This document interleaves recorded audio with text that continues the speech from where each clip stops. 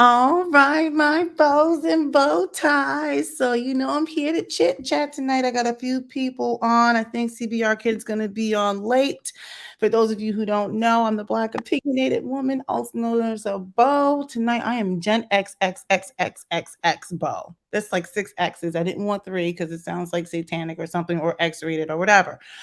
So, yeah, anyway, so that's what's going on. We want to talk about Gen X versus Gen Z because there's some shenanigans going on. So, look, let me just go ahead and pull up the thumbnail that you will have seen to get into this. That's the thumbnail now. I just wanted to put that up there because I think that's a really pretty picture of me. So, look at me. I'm amazing. Okay. So, all right. So right now, we have Kevin on. This is the first time Kevin has been on. I've known Kevin since I don't know how long have I known you, Kevin? You Ooh, watched my son before, 2007. probably before that. Yeah, Yeah, that's right. No, that's right. Since 2007, he yeah, used to watch my 2007. son. Yeah, so Kevin and I go back a long ways back. So, all right. So, look, we're going to get on into it. Let me pull up what I was going to actually share with you guys because it's okay to be just a little bit shady sometimes because it becomes really entertaining. How you doing, D Shabazz? This is what we're going to talk about today. You there, D Shabazz? Oh, I see. You all right? I can't hear you. All right. Well, we're just going to keep it moving until he can get it back together. All right. So, look, we're going to talk about the difference between Gen X and Gen Z. So, these are the things that I was thinking about. Let me go ahead and put my ticker up because I don't want anybody being in their feelings. These are just my opinions. Everything is alleged to be true or not Yeah, true. I'm here. I'm all in. Okay, your audio is always shady. It's like a serious delay. So look, these are the things we're going to talk about because there's some shenanigans going on. Now, basically, what I really want to say was, I think in some ways Gen X has failed Gen Z. So these are some of the topics that I wanted to talk about. All right. So we're going to get right on to the first thing. We're just going to talk about what is Gen X. Gen X is 1965 to 1970. Can you see that? That doesn't look clear from my computer. It's small. Day. Okay, I mean, I'll make it big for a second. There it is. Gen X, Uh, 65 to 79, and then we've got Gen Z, can you basically can from you hear me? I can hear you. I can hear you. But I think you're like You can hear me or you can't hear me. I can. I can, but I think there's a delay. All right, let me go back. Sorry, wrong one. Dang, I always do this. All right, so let's get past this one. All right, so first we want to talk about these beauty standards. I want to talk about the women and the men. I don't know what's going on. See, back in the day, women were really into being relatively fit. Maybe they didn't go to the gym or anything like that, but they had a different type of femininity. If it was in the 60s, they were okay with having a fro. If it was before then, they had like the 1920s, 1950s, the really like soft hairstyles. Now, the women have got bundles all the way down to the floor. They got the Jermaine, like Dupree, like edges. I'm like, I called it edge gate in another video. Look at the edges. Now look at everybody's edges. Look at the lashes. The lashes look like plates. I don't know what's going on. Look at the men. They got grills. The hair isn't maintained. I have another photo of Jay-Z. I guess he's trying to be Basquiat or whatever it is. I can never pronounce that guy's name. What's going on? What is the difference between Gen X and Gen Z? I'm just asking. Why am I Hold up. You don't remember us having gold teeth in our mouths? We were perfect in every way and can do no wrong. I'm sorry. I remember having tried to put gold teeth in my mouth. I I do. know, but they took this. I'm sorry, I'm getting hot. This is my favorite road. Uh, It's hot and cold. I think I'm going through the change. My husband's like, we're warring over the temperature of the house right now. So, so I want to know what's going on. Like, what do you think is the difference? Now, before you jump in, let me just throw in a little something. Let me bring us up big for a second. Whoops, wrong one. Sorry, I'm not used to having many people on. I've been struggling lately. Okay, look, this is what I think. I think a lot of it has to do with the fact that we have failed and we have not conveyed what our beauty is, right? So I feel like Gen Z is out here in these streets trying to figure it out. And they're like, you know what, we're going to go with European forms of beauty. For example, if we want to buy hair, now I'm all for wigs. I don't have a problem with people having wigs. You see, I have extensions in my hair, et cetera, right? I mean, black people can have straight hair. We can have all those things, but I feel like when people say, "Oh, I want to go glam," glam is not associated with this. It's not associated with a fro. It's not associated with any of those things. It's associated with having long, straight, silky European type hair. I think Gen Z is flailing right now. What do you So, think? so I disagree. I mean, we talked about it a little bit. So Mm. I say like each person has their own way and own personality in what they're doing. They are expressing themselves in different ways. So not like all of them do the glam like that. A lot of them do the hair like you do. So I hear what you're saying, and yeah, some go to and like they'll see on TV because there's more TV for them to look at, more people that they see out on the stars and whatever they're doing stuff. But from that, yes, they are going in, and yes, they might be looking like them. But then where else they gonna look at? I mean, with us, we did the same thing. We put the gold teeth in our mouth because Jay-Z had gold teeth in his mouth. We did. Or some people did the slope haircut, like the slope like Bobby Brown. Some So guys you did can the hear New. me? So we all did that. You just chimed in. What's up? I don't know what's going on. His audio is delayed, so I can't hear him. Wait, say it again. Oh, I You went see. in and out. Oh, there goes CBR kid. What's up, CBR Hey, kid? Massa. Hey, I was hanging out backstage. I'm sorry I didn't see you. I'm sorry. Yeah. So basically, just did you hear the question? Like, what's going on? I know Kevin was talking about how like, hey, we had the gold teeth, but this is what I would That was challenge. the thing in Baltimore. So that was just a style at the time. I didn't see a ton of people with gold teeth back then. I saw a few people. Oh, it was In from the 80s and Baltimore all the 90s in way Baltimore, down. yeah. Yeah, it depends on what college you went to. Because if you went to a college down south, you came from Baltimore or wherever, you going down south with the gold teeth. I'm I gonna was need you gonna to trying to take shots at me because I did not go to an HBCU. I was gonna say I used to joke that whenever we were playing football, whenever we would play schools from the South, specifically Florida, you just see a dark face and a bunch of gold teeth inside the Yep. helmet. That was I always used to joke about it, but it's true at the time. I can't speak on now, but I mean, but I guess maybe I just see something different because I feel like we have failed them in terms of like our women. I'm going to use our women for example. Our women think that glam is long straight hair. And that is glam, but glam could be all these other things too. See, when we are getting dressed up and we're doing our hair in braids and stuff like that, we're not necessarily calling it glam. It's getting our hair done. But people want to go to some sort of event or something. Very rarely do people say, "Go ahead and put some box braids." And they're like, "Oh, I need to go get like a wig or something." Or I wouldn't I wouldn't know, but Yeah, I'm with you on that one. Well, you think it's just me? You think well, it's I just mean, now so, from a male perspective, I just always when you say glam, I'm just thinking all made dolled up and made up. I'm not even thinking about hair. I'm just thinking about all the makeup and eyelashes and all that other stuff. I didn't even think um, about the hair. but so are you saying you saying wigs is from today or from back in the day? well, back in the day, so wigs are not new. Okay. Okay. So Yeah. wigs are not new.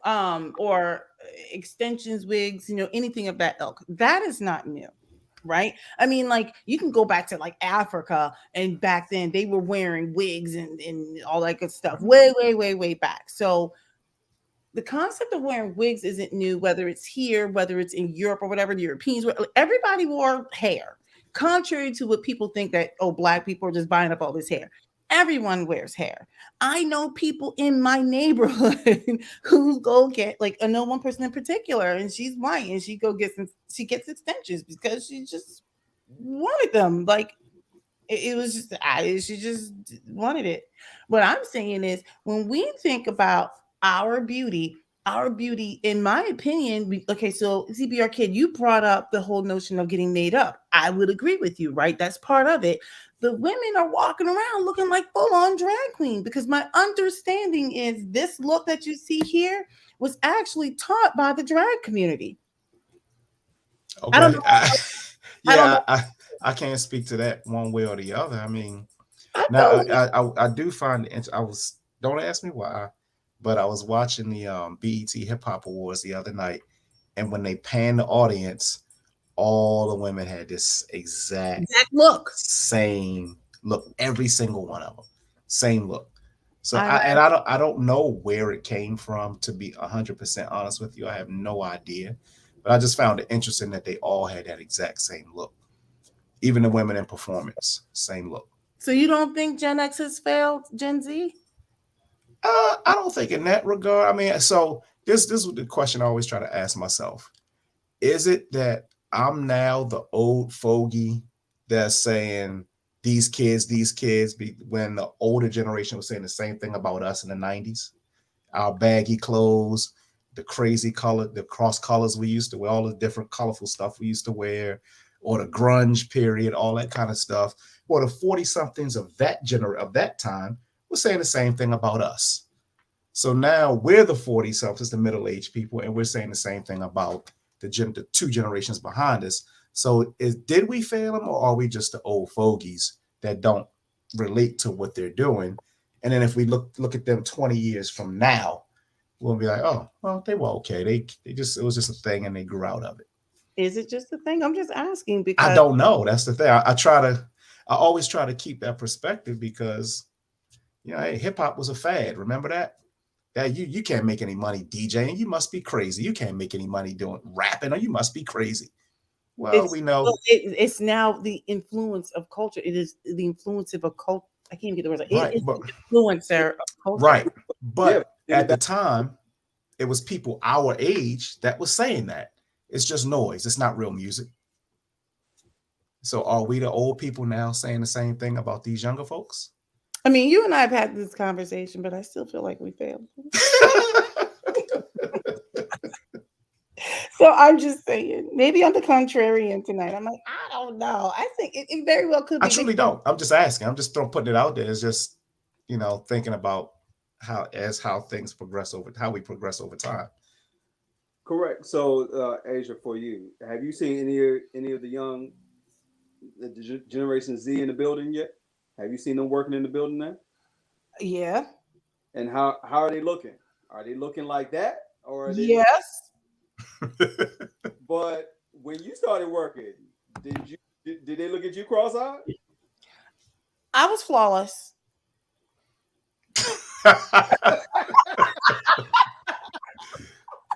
You So met me. yes, Look, I that met means Kevin yes. They so look at you cross-eyed. Okay. because I was everything. Okay. I did not look. I was, in my opinion, at work. I felt like I dressed business casual. Mm-hmm. I don't think I came in with long bundles down, and I didn't wear a whole lot of weave. I wore extensions sometimes. I think I dressed business casual. Now I can't say what happened when I was outside of work when I was trying to catch somebody, but at work I was. I think. Are you trying to say I wasn't? So I understand that. So I think for us, I think we were taught to be at one way at work and Mm-hmm. one way out in the street. Today, they are just one way because a lot of things have changed from that. So, like before, you couldn't show your tattoos at work. That's Right. coming out. Tattoos. Now you can wear your tattoos because basically the white people said it's okay now because they're showing all of theirs. So Right. now the young kids come in there and they're showing their tattoos. Now There's you a got guy behind me who wears Crocs and flip correct. flops. Oh yeah, I see all He's kinds of right. shenanigans. Yes, but think about it. The the white people in their standards of what they say is okay is allowing that. But then also you add in that like where we work at, they had to change because they weren't getting those people coming in to work. So now they're allowing stuff that they didn't allow when the time we were younger. Because we couldn't walk in the door like that. We still can't walk in the door like that. Well, I feel like this is the thing. Now, I'm going to speak to the black folks. I still feel like we need to still impress upon them the need to be, I think, business casual, at least in the professional setting, right? There Right. was like, I remember maybe the last time you and I worked in the same building, there was I don't remember what she looked like now, but there was this one girl that everybody used to like looking at. I'm not into women, but I couldn't help but look too because you can see the imprint of her shenanigans, the color, the everything. She would wear these crazy outfits, and I just, the spectacle of it all. I was like, oh my. So I wanted to see too. I'm not even into women. I was like, "Ooh." So I don't know. I just feel like we failed them because now, like I said, I see young girls coming in, their hair, they got their wig on, but then they didn't get the glue right. So the edges are coming up, but they're trying to lay these edges all the way down to like their nose. I'm like, what is going on? And I never lay my edges. Maybe I need to take, you know what? Maybe I can learn from them. Maybe I should start laying my edges. Mhm. Like the Gorilla Glue girl who do you guys know about the girl who put that Gorilla Glue Mhm. in? I Mhm. mean, like, I feel like I'm on an island by myself. But okay, I digress. I mean, we can move on. I mean, I'm just saying, I was quiet. I mean, I don't. Yeah, I don't know if it's well, maybe. So it's kind of one of those things where it almost seems like they've been taught, hey, be who you are regardless of the setting. Be you live your your true self or your truth, or whatever, however they want to say it. And like Kevin said, it's like we were always taught there's a time and a place, right? So, when I first started working, it was a shirt and tie every day except Friday. Um, that's evolved over time where I don't have to wear a shirt and tie anymore. I'll at least try to wear a polo shirt, but for the most part, that's not the case anymore. And then if you caught me out of work, sign of the times, I may have on a FUBU sweatshirt, some lugs, boots, and Carl Kanai jeans at the time. Yeah. But it all depended, and so on and so forth, depending on the environment and where I was headed to. But now it doesn't seem like that's really a thing anymore. I mean, go to church on Sunday, you see all kinds of shenanigans. Yep. And hey, we were always taught, hey, Sunday you put on a suit and you go to church. You put on a dress and you go to church. Now you go to church. I'm like, this dude got jeans hanging off his butt with some basketball sneakers and a t-shirt in church. Okay. So, and that's just what it is now. So, you know, And I don't know. I don't know if we failed them or if that's just I don't know. I really don't know how I don't know. correct, yeah, because like when you was talking about the dress, I know a female that works in my building. She ain't part of the younger generation. She's in between us, or she could be our age, and she's wearing a mini skirt every day. It don't make a difference if it's 10 degrees outside. She's wearing a skirt and Uggs. So that's every day. So I don't know if it's us. I think we're desensitized to maybe our environment because our environment is desperate to retain younger people too. I mean, and we can go into that, but that's neither here or there for our audience. But Mhm. all right, so I'm gonna go to the next one then. Now I think what is gonna come up may be alarming. Bam. The hell is that? Body image. Oh I yeah, girl. look, girls are getting BBLs. Look at But Jay. hold it. Now, it's a lot of the older women getting the BBLs. There's Hold a lot on, of now. young Hold women on. getting I BBLs ain't. too. Y'all killing me. You killing me with the butt cheeks, but all right. I know the before and after. She had to show it. I don't See, know if that was a man or a woman.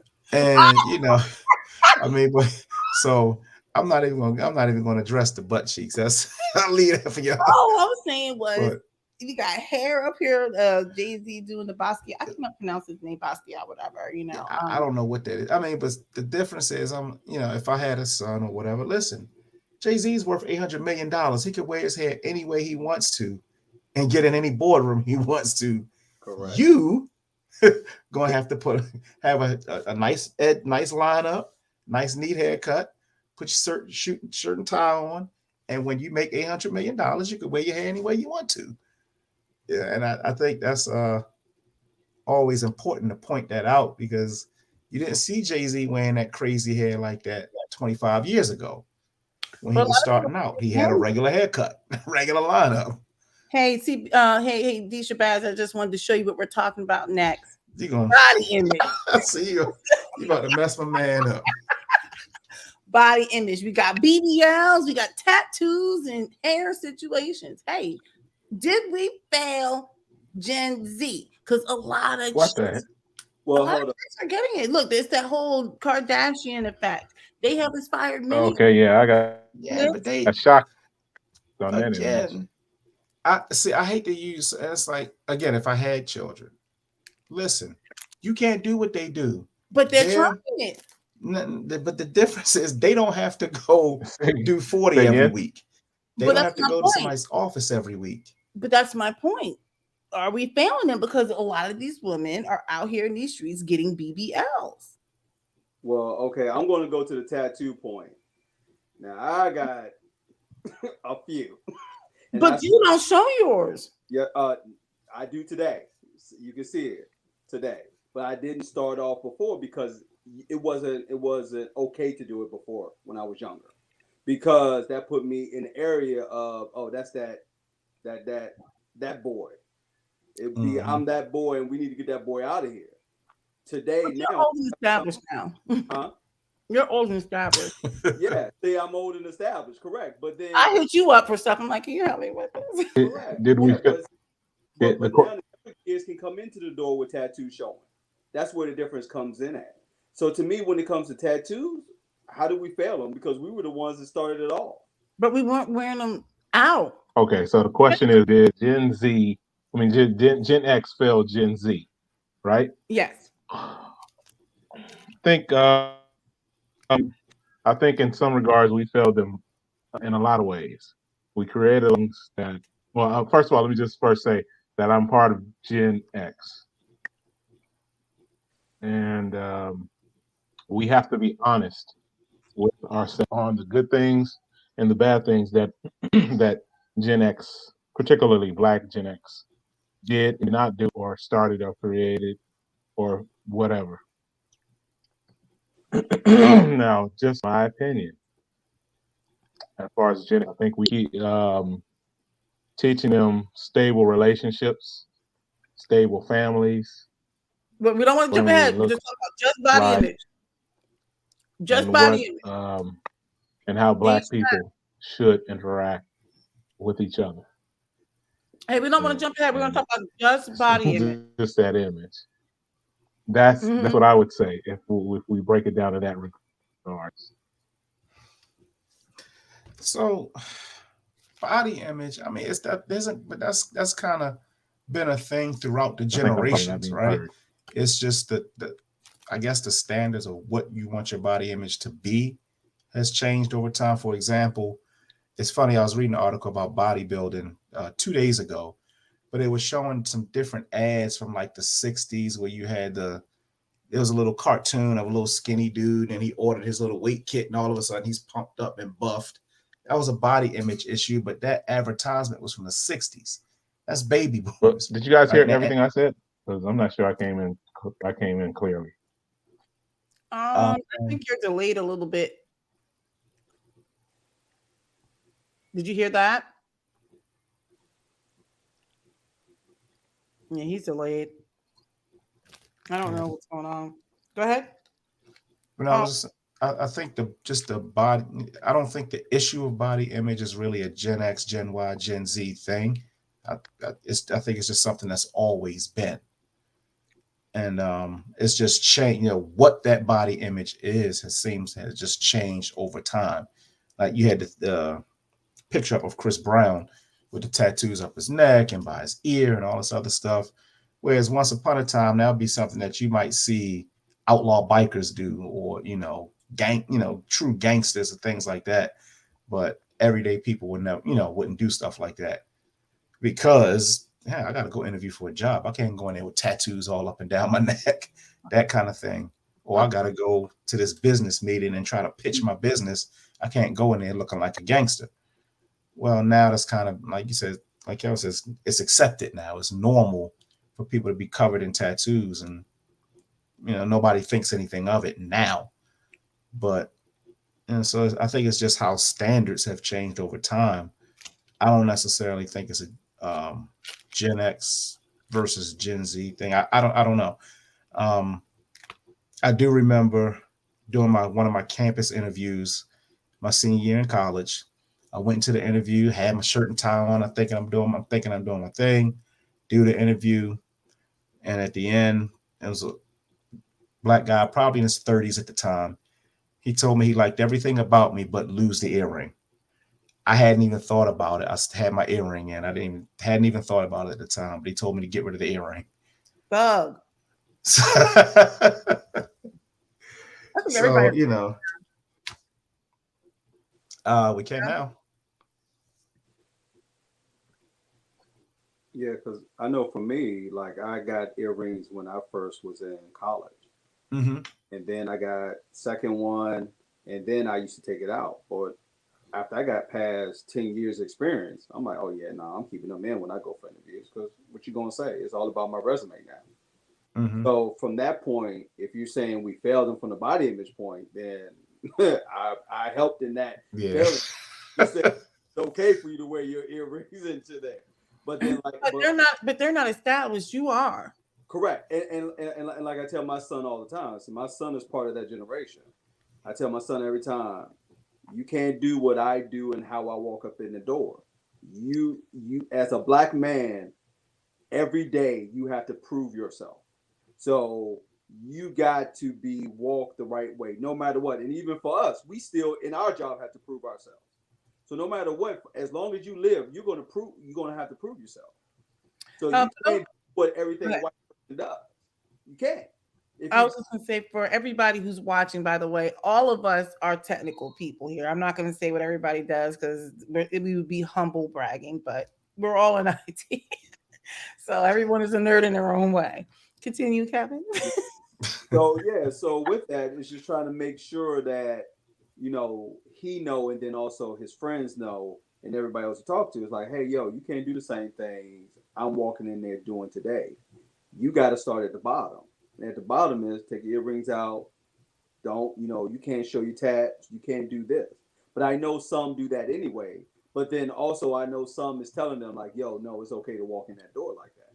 But then it also could be their friends, and it could be people in our generation or other things are telling them like, oh no, it's okay. That's where we're failing them because at the end of the day, the system is still the system. I usually don't like to be like, oh, it's the government, but the system still exists. Mm-hmm. And I'm like, there is a way of playing the game. So all of us have at least 20 years plus, some more than others. I mean, I'm still a spring chicken, but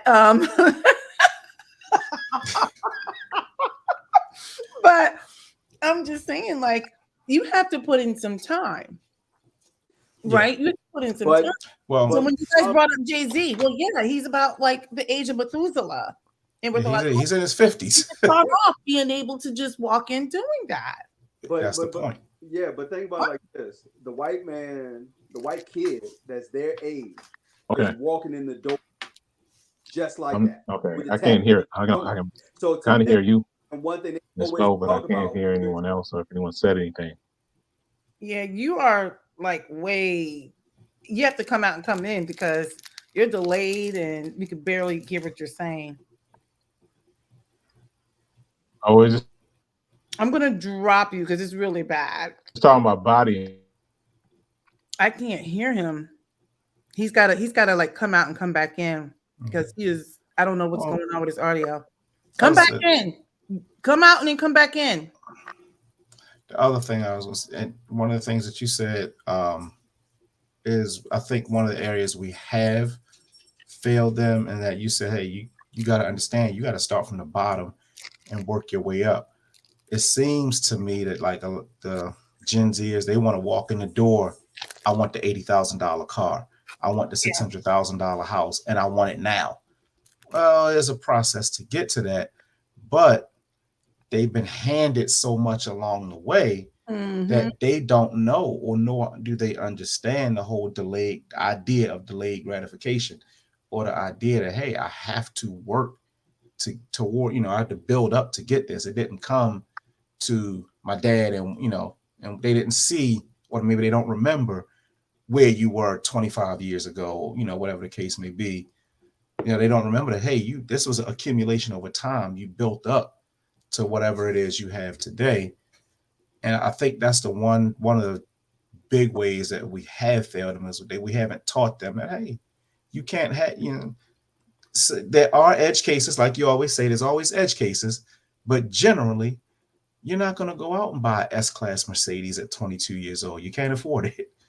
You're not going to be able to purchase that, 4,000 square foot house sitting on an acre of land at 25 years old. There's edge cases, but in general, that's not going to be what you're going to have to work up and build up to that. Yeah, I know a young guy, early 30s. He has all the flyest cars and he has a family. He's like, I can't afford a house. I'm like, well, you can. Well, I only want to live here and I only want this type of house. I'm like, okay, I can't help you. You got 500 cars. They're nice cars. You got all these requirements, but instead of putting it in equity into a home, you want to. I'm like, okay, that's where I'm. That's what I say to that. But all right, we'll move on to the next one. Let's move on to the next one. All right. So I guess the BBL thing didn't work out for body image. Let's talk about the education. Now, this was meant to be shady because that's just the kind of mood that I'm in. Education versus entrepreneurship. Just a little bit, like a quick little plug for myself. If you want to go ahead and see my little pamphlet type things, you can go on Amazon, Blacks in STEM. Go ahead on Amazon. Get yourself my situation. But in all seriousness, back then, if you look back when we were growing up, our parents were like, you need to get your education, you got to get a job. Nowadays, it's about being an entrepreneur. And I was just talking to my son. He's 17. He's applying to colleges. I was talking to him about, I said, wait a second. You think you know everything. I have forgotten more than you already know. That's normal for 17. Right. Okay. But I was trying to explain. I said, wait a minute. You want to make all these changes, but how can you change something if you don't know what it is that you're changing? And I'm not saying every single person should go to college, but I think every single person should go to college because there's so much you learn in college.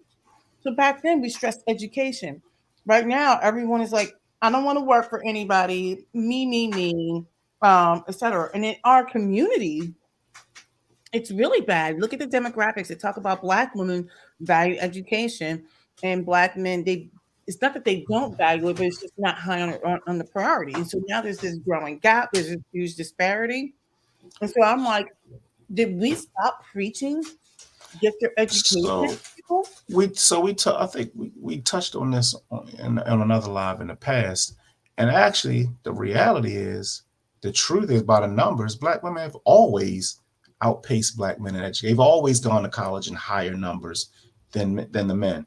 But men are more likely to go into trade. So, for example, you go on a construction site, how many women you see doing electrician, whatever, all the different trades that are involved in putting up a building or whatever the case may be, where men, I guess to this day, I still tend to lean towards that.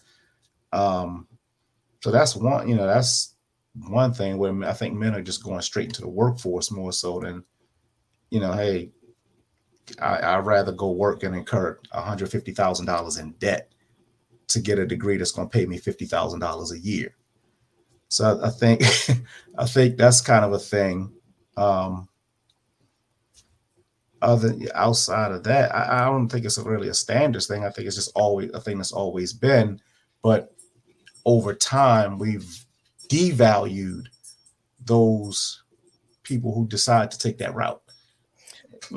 I think if you look at the data, though, I forget what the multiplier is. I'm not sure if it was 8 or if it's 10 times. That people who have achieved education over the lifetime make significantly more money than people who don't. Yeah, I've seen that. I've seen that before. So I'll give you an example. Like, my dad did not go to college, but my dad did not go to college because he did not want to go. He got drafted.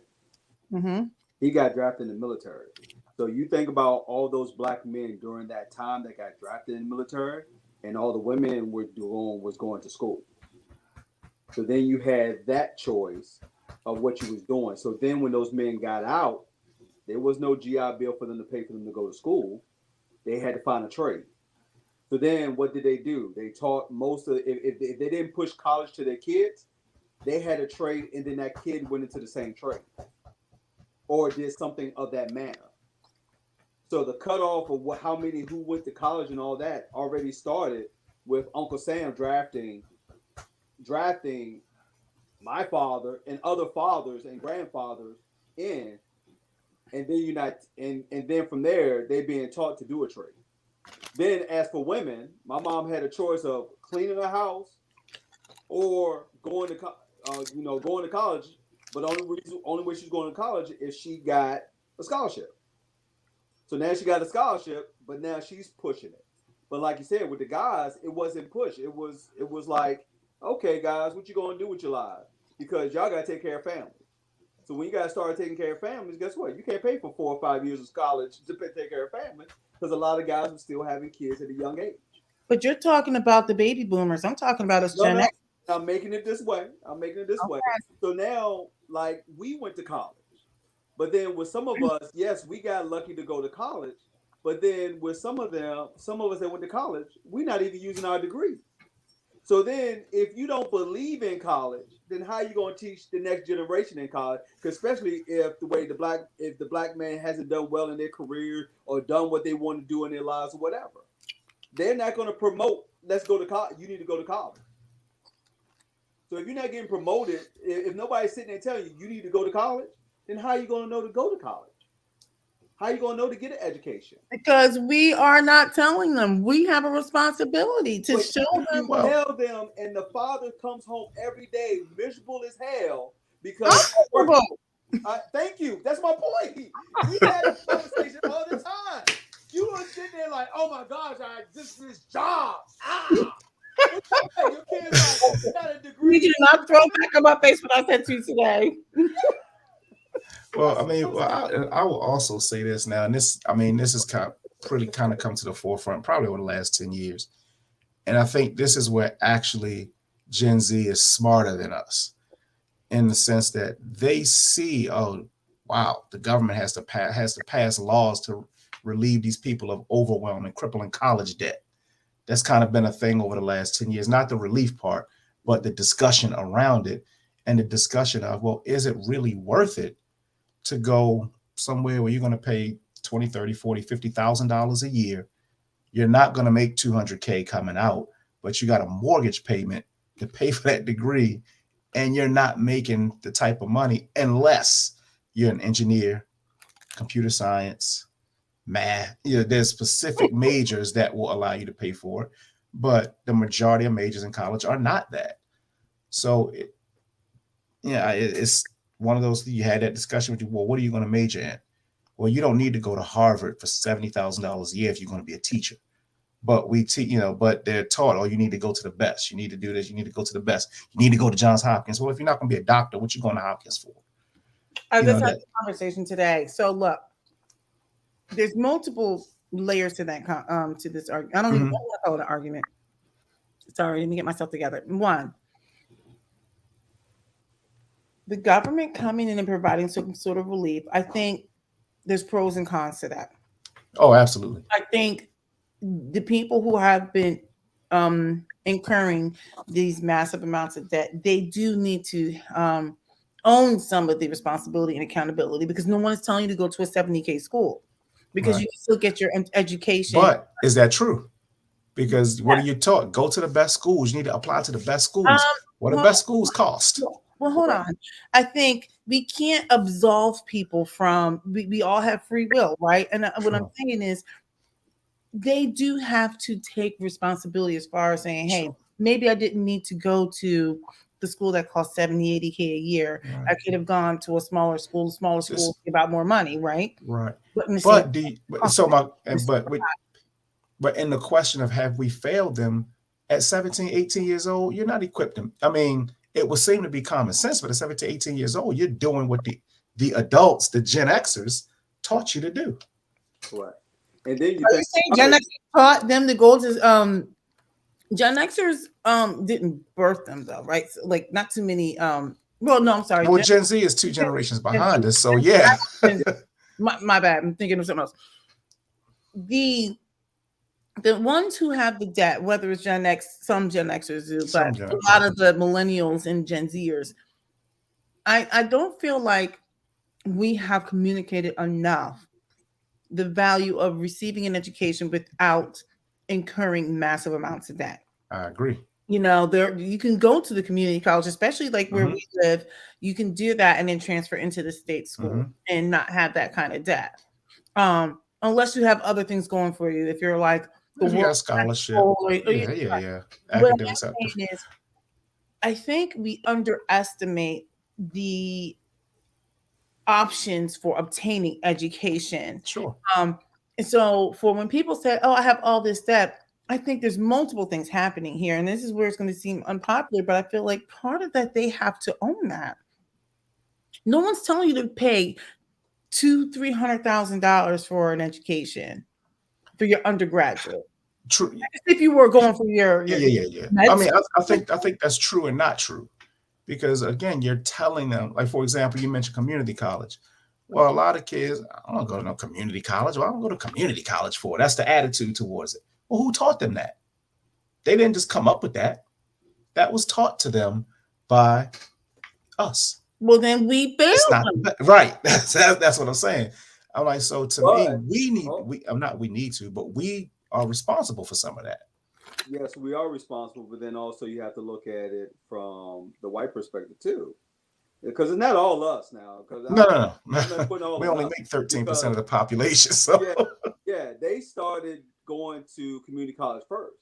Mhm. And then they're looking at it like, well, mom, you didn't go to community college. You went over to this school. Why can't I go to that school? Because I want to follow in your footsteps. It was a lot And now cheaper what you when gonna mom was tell your kid? Dear, I ain't paying for that. Oh, but mom, you went there. Why can't I go? Yeah. I Well, mean, and again, like I said, I don't have kids, but if I did have kids, look, this is what my money will pay for. These are your options. Correct. Mm-hmm. After that, I'm letting you, but I feel like that would be at the minimum, that's my responsibility to say, hey, sit them down and, work those numbers with them. But I don't think a lot of people are doing that. And then the kids are finding out 4 or 5 years later, I'm in trouble. Right. I got a psychology degree and it cost me 80 grand, but I'm only going to make 30 as a social worker. So I'm in a lot of trouble, but nobody told them that up front. Correct. And all right. Well, we can move on to the next one, and then we'll see what D. Shabazz has to say. So apparently, I still think that Gen X, we did not do enough to talk to Gen Z about their whole education situation. But let's get on to the next one. We are not teaching family ties. I think that is a community thing. Heartlandia, are we adding that to Webster's dictionary? What'd you say? Are we adding Thoughtlandia to the dictionary? Yeah, I guess we are. We adding that one. That's a new word. Look, Thoughtlandia. Sorry, I'm trying to, So look, this is what I'm saying. Gen Z is not getting some good mentorship from Gen X. All right. We're not pushing family. We're at the point where we're but plus 70% of our in our community are not married. The divorce rate, I think it's north of 50%. And we are comfortable now with demeaning our men and women who are single and lumping them all together and calling every single man and every single woman a baby daddy and a baby mama, when some people it just didn't work out. So we have this whole culture that we have normalized. We got our kings and queens, or our kangs and the queens out here. You got Brittany Renner, we got Nick Cannon, we got Tristan Thompson. The list goes on. Now, it looks like the only submissive wife, since I'm thinking from a biblical standpoint, is me. But again, see, and it's like I always hate to use celebrities in this discussion, because I know Nick Cannon can afford what he's doing. Have all the kids you want. You can afford to take care of them. You can afford to do whatever. Does it make him a father? Huh? So it's okay. I know, no, I didn't say that makes him a father, but at the minimum, he can afford to provide for those kids. But he can't be a father. Hold it. So But I would say to a regular person, don't even think about trying to do something like what he's doing, because you're just not in. It's not gonna work out well. Um, but again, you mentioned a divorce rate. Are we really qualified to even lead the Gen Zers on that? Because we haven't gotten it right either. Well, How do I lead somebody or teach them how to have family values and be married for 50 years if I couldn't do it myself? I can't teach you how to do something that I didn't know how to do. still doesn't mean we didn't fail them.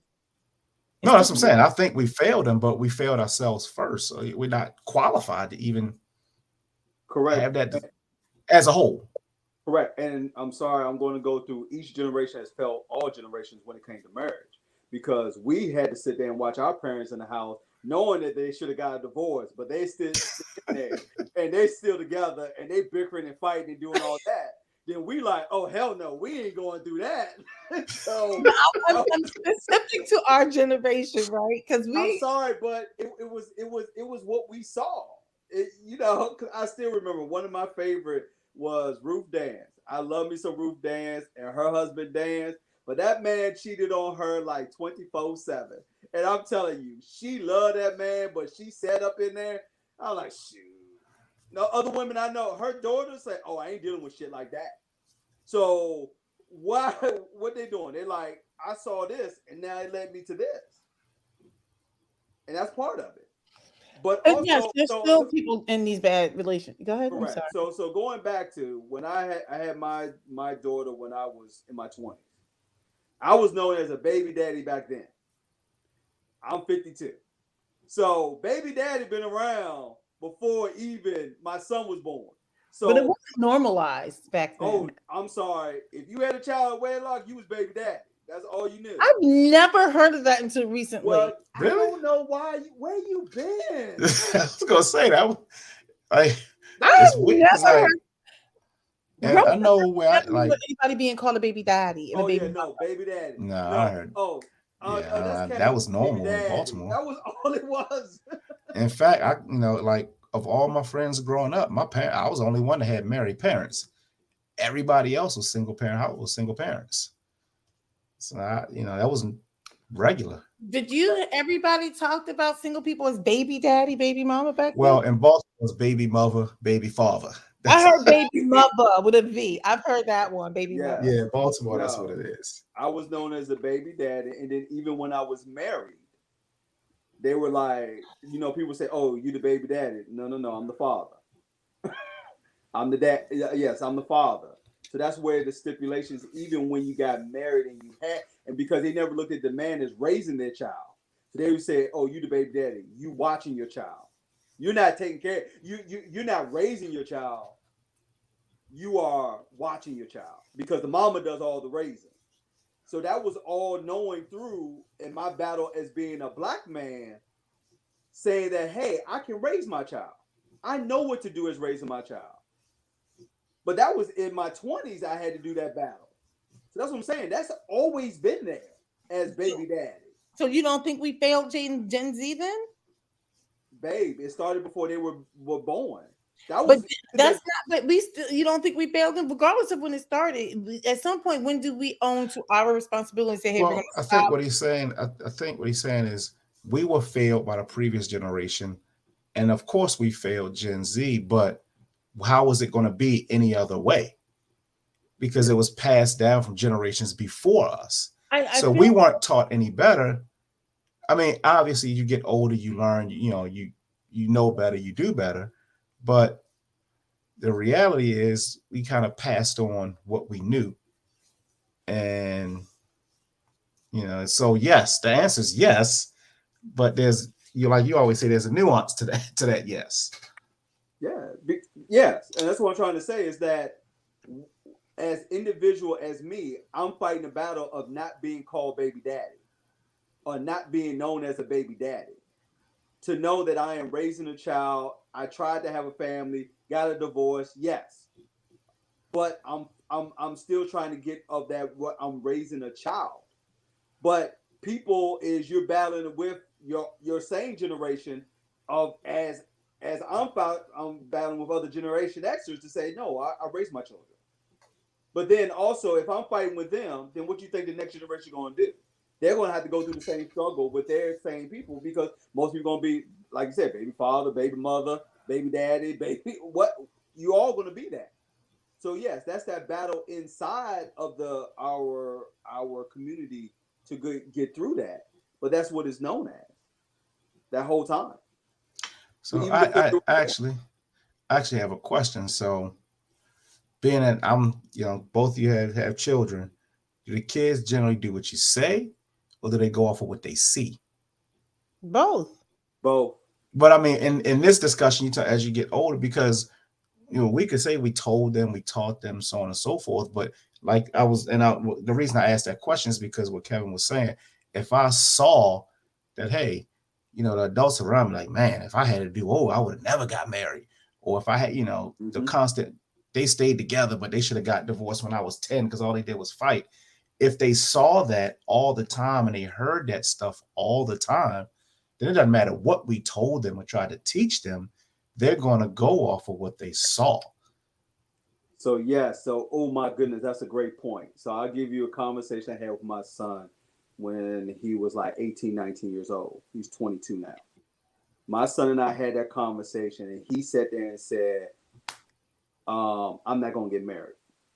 And he did that off of the basis of his mom and I not being together because he went by what he saw because we didn't make it. But as time went on, we started having conversation. That conversation changed his mindset to like, oh, dang, just because I saw that they didn't make it, that didn't mean that I can't get married. And I can't have a wife that I can spend the rest of my life with. Because now he understands more of his parents and what they went through and what we understood and how we didn't make it. But then also how we didn't make it does not affect him in his future. And that's where the difference comes in at because like to me, we failed Generation X in a way that we don't communicate. Because as black men, we always hold stuff in. We don't talk about anything. And for that, with us not having conversation, that's when the time we failed them because we don't go back and say, hey, I failed because of this. Because we always got to show that we do not fail. We have done great. We have never had problems. That's bullshit. We have had problems. We do struggle. We have these issues, but we don't share that with the next generation.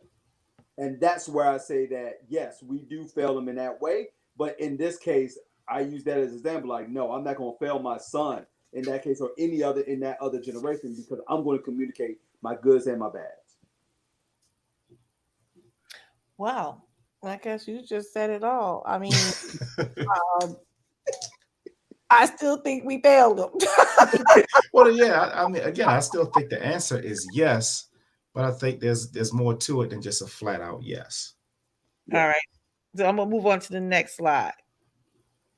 What happened to, was it Big Mama? So this is what happens when there is no Big Mama or a grandfather. The table. There's that table.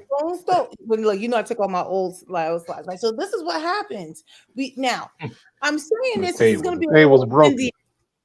This is a little incendiary because hold on, let me get my life together because I'm a little shady. So I've talked about the table, right? We have this obsession with the table in our community, right? Everybody's always trying to figure out what everybody else is bringing to the table, and even though we had a very dysfunctional relationship, many of us in some way, shape, or form with our families or elders or whatever, like at least the one thing that was stable was the presence of the matriarch, right? Many of the grandparents, not all, but like the grandfathers were Rolling Stones, whatever it is, right? Not all, but it is what it is. Why do you think there's so many people with these extended like sisters and brothers and stuff at the funerals? Now, before you jump in there, I was just going to say when we didn't you have that.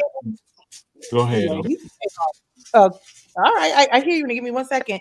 So now we have like men and women. Like there's always been the war of the sexes, right? But now it's just gotten so vitriolic. Now we've got the manosphere. You got the black woman hating black men. Like everybody's just mad. Like this is what happens. There's no unifying anything in the community. There's nothing that unifies us. Go ahead, D. Shabazz. Hello? Now see, he had the chance. What's going on? Teacher Bass, you there? Anybody want to jump in? Yeah, I'm here. I'm here. Um, yeah, I like to jump in big time. The so-called table. I hate that term because and that it's not table, it's responsibility. And I think we need to leave that table alone and talk about responsibility and ask what are your responsibilities, not so much what do you bring to the table. I think that changes the dynamic. We ask it in that way.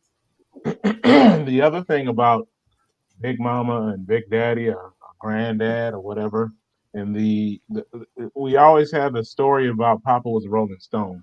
We don't have really data to substantiate what happened to grandfather. Because if we talk about, let's say, prior to the Pullman Porters and the men, because the only two were really more Rolling Stones getting away with that were the few people who were Pullman Porters, and because of the fact they lived in different cities and they could afford to have more than one family and get Hey, away with it. you have some Well, there was feedback only a going on. small. There What is that? was only. Say it again. What is that feedback in the bed? Not my background. I think somebody's doing something like somebody's doing some tape. Sound like somebody's filing papers or something. Might be What's CVR up? kids. Somebody's doing something behind you. Anyway, yeah. Back to what I was saying about the grandfather. We have to also put into the equation. A lot of times they say, my father left or he went to the store and never came back. We never throw into the equation that some black men were lynched, killed, and never seen again. And a lot of times, why he left and went home, went to the store, and never came back because some white person or white agency got him and killed him and threw him in a lake or something, or he disappeared and was murdered. And there's a lot of unsolved murders because of that. So we never throw that in the equation. Like the other thing also to substantiate, even when I'm substantiating, we need to have more data just to substantiate, you know, grandpa and all that other stuff. So we're just going on this color purple mythology and no real data to back those things up to make black men look like bad guy in the equation when it's two people to tango in a relationship, especially when Big Mama or Mama after her had 3 and 4 babies by 3 and 4 different men, or she may not, or somehow the baby is lighter than the other one because some Mr. Charlie came creeping at night, and we want to talk about that in the equation as well. I mean, So but you I can't mean, get past the again, fact that you let's can't go back. That's all. I think we just need more data to substantiate and talk about responsibilities you can't within deny that. it. All you got to do is look at almost any family where they're like, well, this is my cousin from so and so, like this is my father or grandfather or whoever, I mean, like we can't deny that. I think that we are being intellectually dishonest if we're not saying that isn't something that Well, happens in again, family. I think I'm not saying it didn't happen. I think we need more data to substantiate the numbers to say well who did what because it's what's happened even in the Generation X. We talked about being role models. We have to take into account there's like the 20% of the Pookie and the Ray Rays who are responsible for a significant number of babies I'm that not are buying well it. out I of need more wedlock data to that women are substantiate choosing that. to have That no, um, no, no, children. no.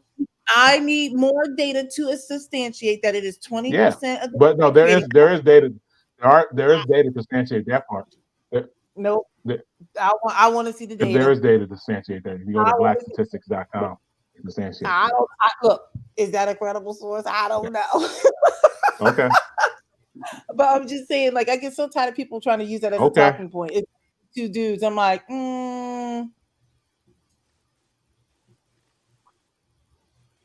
so. But go ahead. No, that we have to be honest. There are a significant number of black men who are doing well who don't have children. Those men are never talked about. We always highlight the But that's Pookie not and the Ray Rays, like the one fool, and I always use him as an example.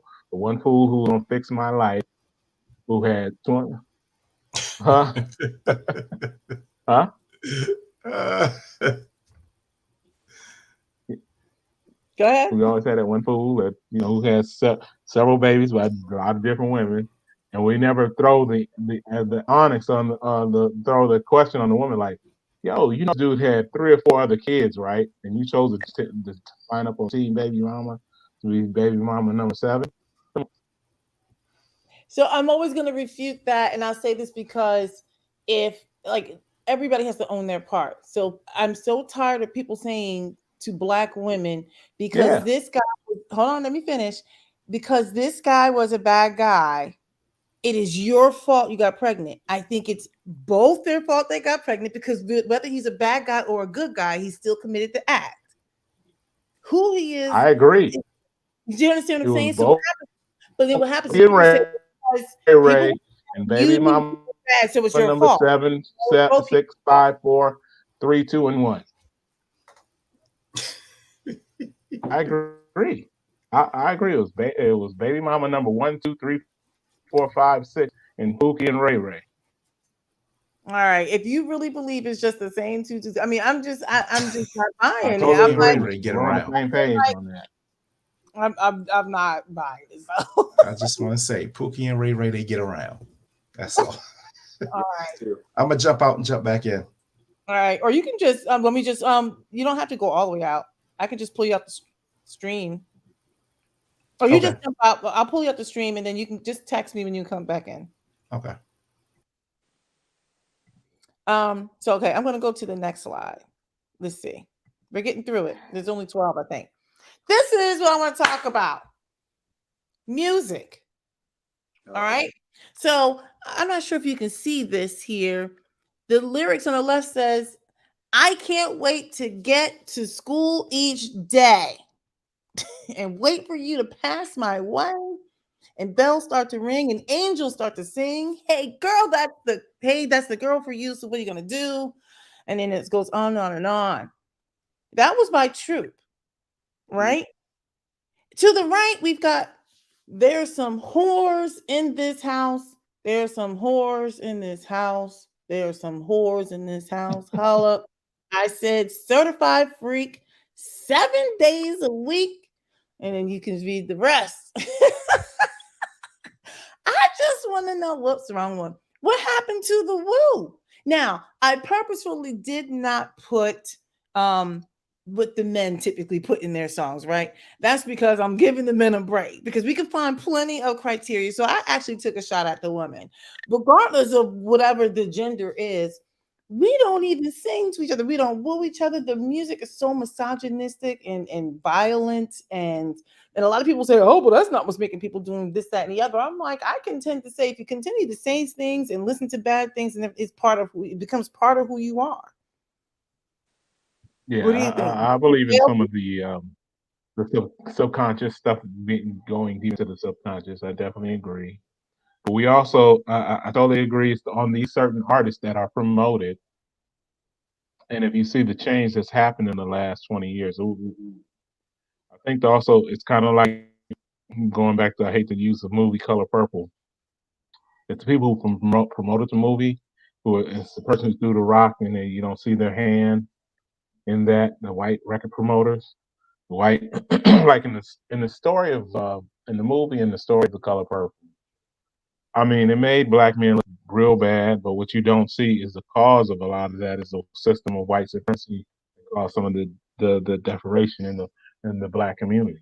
And I would use that as the same analogy with you have a lot of these white executives who were told or who have made a point to push this debauchery type of lifestyle and behavior when there was other alternative music that was being there, but they made the conscious choice to tell the artist, no, we need you to promote this. We want you to say this.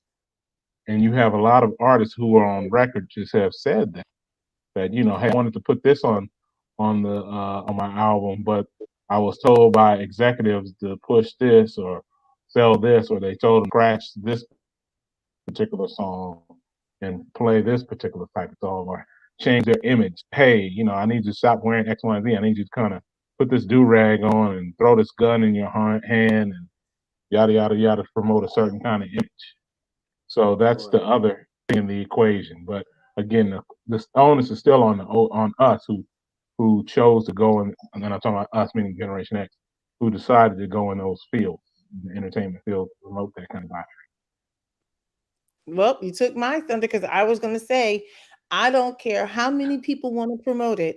If we continue to give them the content, whether it's in music, whether it's in reality TV, whether it's in, I don't know, television shows, whether it's in the I mean, freaking movies, like it's both, it's on over. the artist who is responsible. It's on the artist who's responsible to do this. But again, you have a lot of these artists who do this and have no conscience. And we need, as Black folks, we need to stop highlighting and putting folks who are in entertainment on a pedestal and stop pedestalizing entertainment. And we need to look at them as who they really are: court jesters, clowns, fools, and bucks and coons. Okay, so So I mean, that's uh, been because the prime That's example. We go back even to because the same idea of giving adulation to folks in the entertainment industry is like prime example when you had what's the mammy who played huh? uh go ahead, go I ahead. was gonna say the mammy who won an Oscar back in the 40s. oh, dude, you got me on that What one. were you gonna say? No, I said I don't know who in the 40s. Go ahead. Oh, you talking about, I know who he's Okay, talking I was about. gonna Hattie, say you talking okay. Well, that was when she played the mammy Hattie Hattie McDaniel? No. McDaniel. Hattie Ha- McDaniel. Yeah. So she won an Oscar, she got all this adulation, and she said, yeah, it was Hattie McDaniel, and she got all this adulation. And you know, even though she played the stereo image of the black fat mammy, and she was said, and this is her, instead of saying, you know, hey, you know, I know I put this bad image out here, instead of owning up to it, like, you know, I fed into a negative stereotype. This lady said, well, I'd rather have them pay me to play a maid $400 or something instead of be a maid and blah blah blah. And I'm like, that's a stupid. That's like I'd rather play a drug dealer than actually be a drug dealer. Come on, we got to Yeah, take but the I mean, responsibility of, and us as Black folks, we need to stop pedestalizing these folks in the entertainment field. you can't. One, you can't compare somebody in 2022. It's easy to sit there and say that, but in 1940, there weren't many other options for her at that point in time. So that's not a fair assessment. But also to call entertainers, You don't have to be an actress. You don't have to be an actress. That's not I mean, something you have to do. She made a you don't choice have to do that. 40s. That's you, different. you don't have to be a doctor. You don't have to be an engineer. You choose your profession based on your talent and based on what you enjoy doing. Right. There's nothing wrong But with it. I but mean, we have to also look. Yeah, but we have to look at what kind of impact am I having overall on the culture and on the I mean, society of Black folks and I, on I Black hear people in general. I We hear have to what you're take some saying. responsibility on looking at that too. Every role, every entertainment piece is not going to be a Malcolm X piece. It's not going to be a Martin Luther King. It's not going to be a preaching this and preaching that. Some things are just entertainment, and that's it. I mean, you can't say I can't. You know, that we shouldn't Well, listen to again, that. I, I, I get that, but no, No, I agree. I agree with you in terms no, of we I shouldn't put. disagree because you had other folks who were in the same era of optimal show, the conscious. Sure. I mean, but my point is there's room for all of it. It's some is just Okay. entertainment, and some is bringing you is for lack of a better term, or to use KRS One's word, edutainment, Well, and everything in between. There's room for all of it. I think our responsibility, one, I think you hit the nail.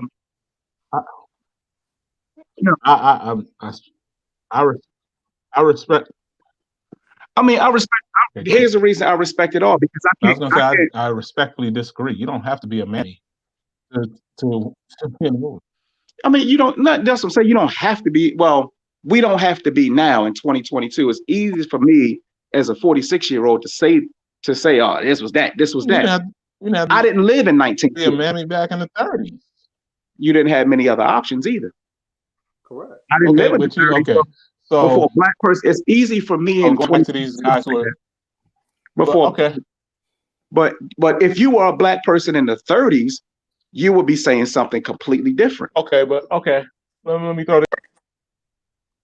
I don't know about that. Let's look at our contemporaries and people our generation Sure. who made a conscious choice to make music pushing and promoting drug dealers. They didn't have to do that. They They made didn't a have conscious to do choice that, but to again, do that, and they we've knew had this better. They discussion knew before. the impact over on But we society. had Hey, hold agree. on a second. Hold on a second. Katie wants to know where I can find you guys online. Well, let me jump in here, and I'm mad at D Shabazz because he was supposed to start something, and he knows he's on my list because he has yet to start his channel. CBRK, would you want to tell them where you are?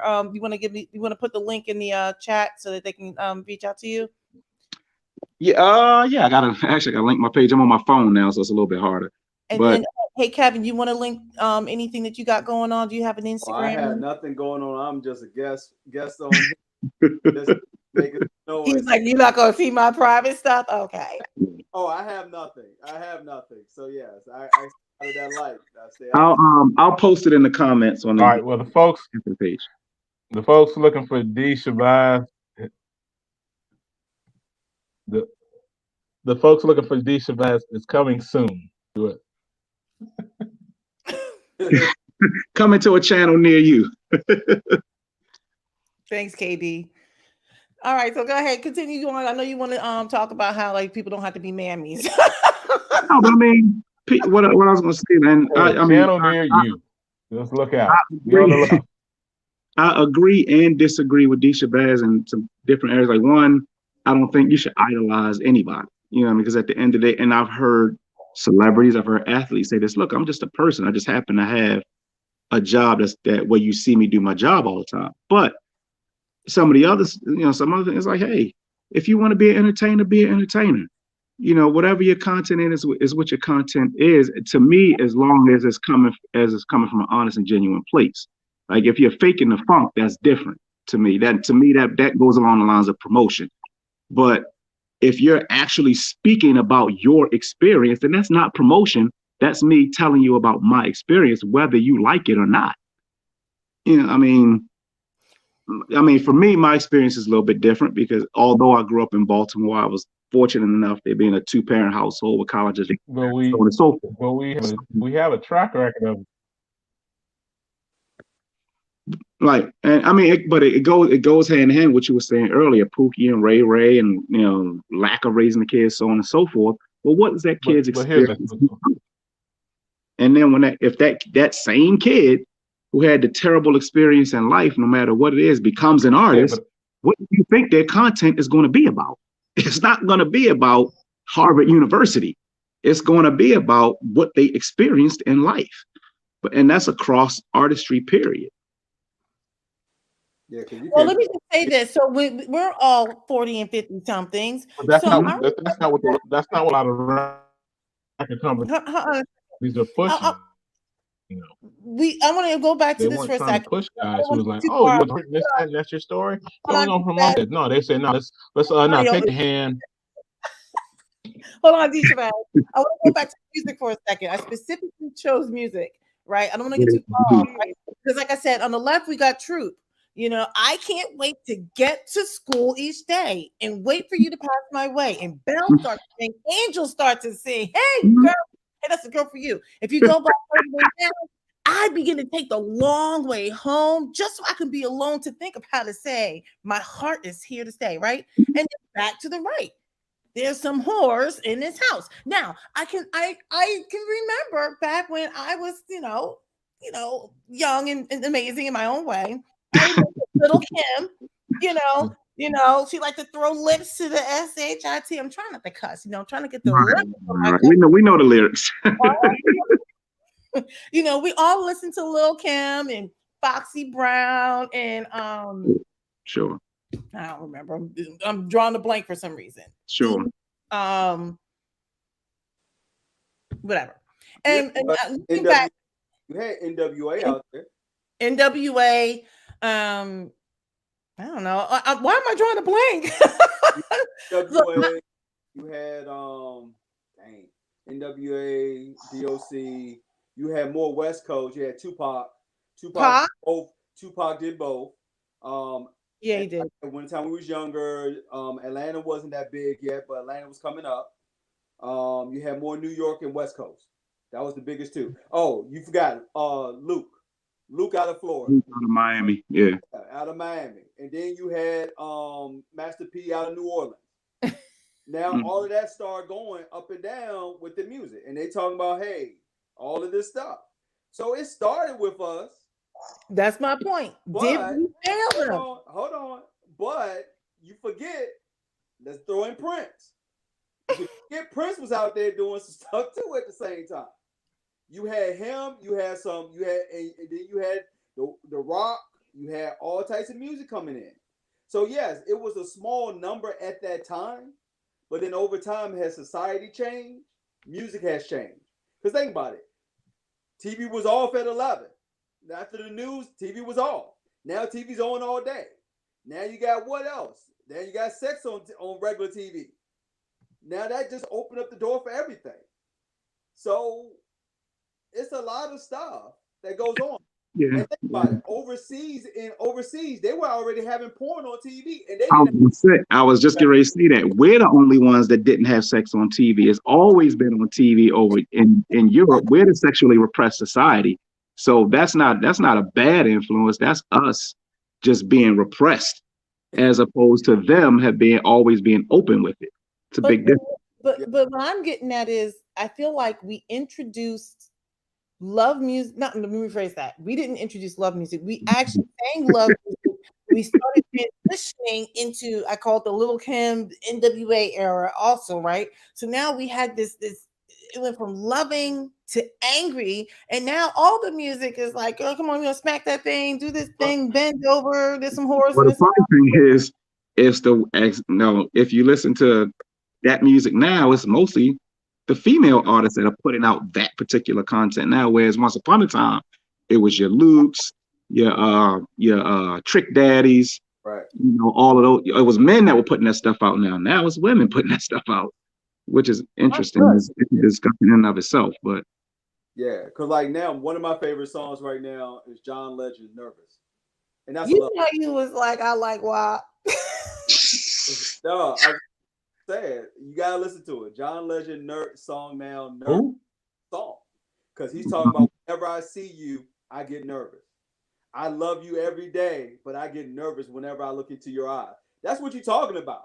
So we still got a splatter of that stuff in, but it's just who's it coming from? well, the thing is, it's always been there. It's what D. Shabazz was saying earlier. Well, I think the It's difference. record companies, what do they put out there and I, promote? It's not gone anywhere. It's always been there. Correct. Yes, If we're not giving them the fodder, they can't promote it. I feel like we have to own No, it. but well, that's what not I'm only that, saying. That's like, for but yeah, example, it's on the audience too. yeah, like I used to listen to like Michael Basin's No, radio so I think it's show on the audience too. But you have when the I was driving back and forth, Oh and yeah. he would always the content was always there.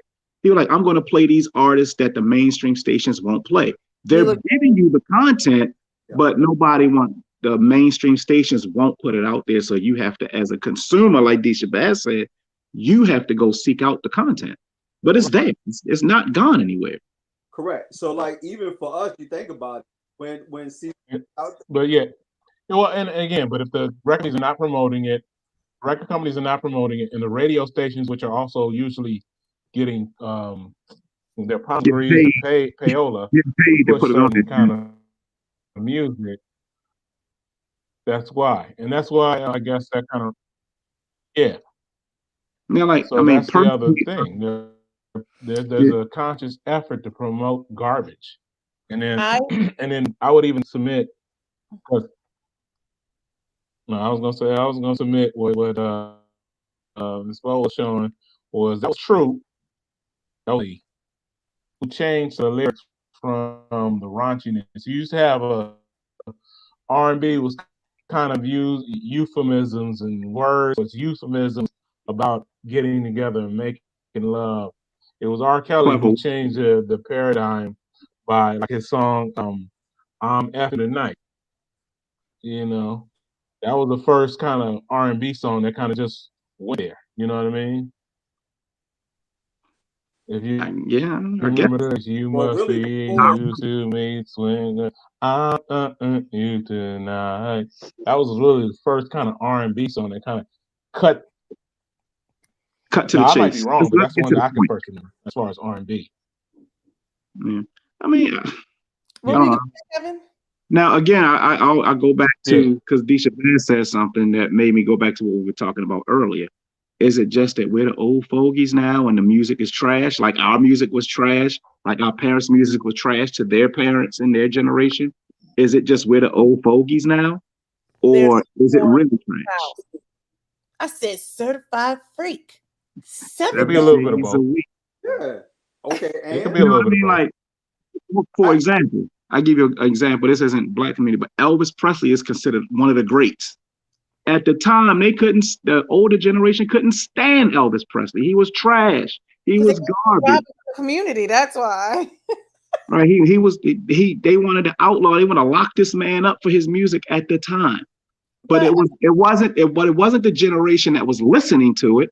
It was the generation that was 20 years older. why is it So so hard for our generation to say we effed up? Why can't we just say if we stop making bad music, then they can't promote it? It's period. I don't care how many people are promoting. I don't care what the agenda is. They can't promote something that we're Oh, not I making. agree with you. That's just but I that's period. agree with you. but but what I'm saying is that's gotta go. that's the question I'm asking. Who said it's bad music? Correct. Who I did. determined that? Who I did. determined that it's bad music? Because again, I point out that our music that we loved in the 80s and 90s was considered bad music by Well, our older generation. what? The music that our parents loved when they were in their teens and 20s was considered bad music by the Well, I older think we're talking generation. about behavior. We're talking about different behavior. But what I'm No, saying, but relevant to the times, right? I I don't. mentioned Elvis Okay, I Presley. would What say they this. always say, We like his behavior at the time, the hip gyrating, to this, to that, to this, relevant to the time, that was considered provocative and nasty and so on and so forth. And the older generation hated it. The younger generation I, loved it. So okay. now we're in a situation where we're the older Well, generation, and that's what I'm I asking. think that's a I'm not bad saying it as argument a definite using. statement. I'm just I think that's using a it. bad argument using Elvis. Wow, it's the exact same thing. They were saying the exact same thing about him that we're saying now about No, Beatbox. it's not. It's kind of different. It's kind of different, and let me tell you why it's different. Okay. You had black artists who were doing and singing the same thing that Elvis was doing, and older Mm-hmm. black folks weren't necessarily appalled by that. The difference in what Elvis was doing, he was doing black music, and white folks, older white folks, were like, you know, Oh, Deja, your audio is starting. that's Shabazz, no, I no mean, I one. need Let's him hear that in jungle music, blah blah blah. It was here, man. Okay. racially charged language Hey guys, I with want to that I want to say with I that want to argument. welcome M. It wasn't Alexander. necessarily You generational. It was hear more me? about Deja Bass. Okay, I Okay. know Well, all right. So, I well, I'll have give. to get off in a few Okay. minutes. okay. So I'll Am I I'll good take. now? My Okay. audio. Hold So on a I'll second. take. Deja Bass, your audio is off by about like a good 10 or 15 seconds. And I want to make sure Kevin had a chance to say something before he hops off. He's getting off in 5 minutes. And then we want to welcome M. Alexander, Mr. I Fell Asleep. I was like, yo. So you want to say something, Kevin, before we hop off? We're almost done anyway. We yeah. only have like a few more So seconds. that goes back to the point. The main point to me is like, are we acting like old fogies? Because to me, it was always opportunities. We had more opportunities as we was growing up to get good music, and today we still had that opportunity to get good music. So it's on what we want to listen to or not. But then also when we look at it as yes, things have changed. The language in the songs have changed. But to me, and it just might be just me. I might not be the old fogey in the group, but some of that stuff is great. I like it. But then also, it's all about what their lives and what they've been through. That's Well, the same way. so my question is, what? So, and I'm as a Well, non-artist, I ask this question: what well, defines your music? Good music is what people like and consume. If they like it, it's good music. If they Well, don't like it, it's not. Right. That's true. Hold on a You second. can- I want to tap Mr. well, Alexander. again, no, Hold on a second. Wait. no. Hey, Marshall and Alexander, take a look. Wait a minute, but let me just let me. Hold on, I want him Okay. to real quick because he just Well, joined. can I throw? Can I Wait, throw? hold on. I'm gonna let you come back Can in. I throw something out there? Hold on a second. I can't wait to get to school each day. Go ahead, don't judge my singing. And wait for you to pass. You see where I'm going right now? You got certified break 7 days a week. Now? Go ahead, Disha Pass before Mr. Alexander hops in there. Finish up Disha Pass. Okay. Yeah, what we were talking about. Yeah, art is subjective. Art is subjective. I agree with you, and we can't also take into consideration. Not everybody has good taste. So that's all I'm gonna say on that. yeah. You're right about that. That's Well, it. it's funny. It's like I'm glad she threw up the WAP song because I found it interesting. I was hanging out with a buddy of mine who still likes to party. We were in Atlanta, and I'm just watching. Cardi B comes on, and I'm not a Cardi B fan, but these young girls love Cardi B. For some reason they relate to her. They love her music. I don't know what it is because I'm not a fan. I'm like, it's kind of weak to me, but okay. But they relate to her They somehow, relate to it. Okay, interesting. somehow, some way. I don't know how, but if an artist puts something out and her audience relates or his audience relates, is it bad music? Isn't that kind of the point? No, you're right. Whether I agree with the content or not, isn't that kind of the point?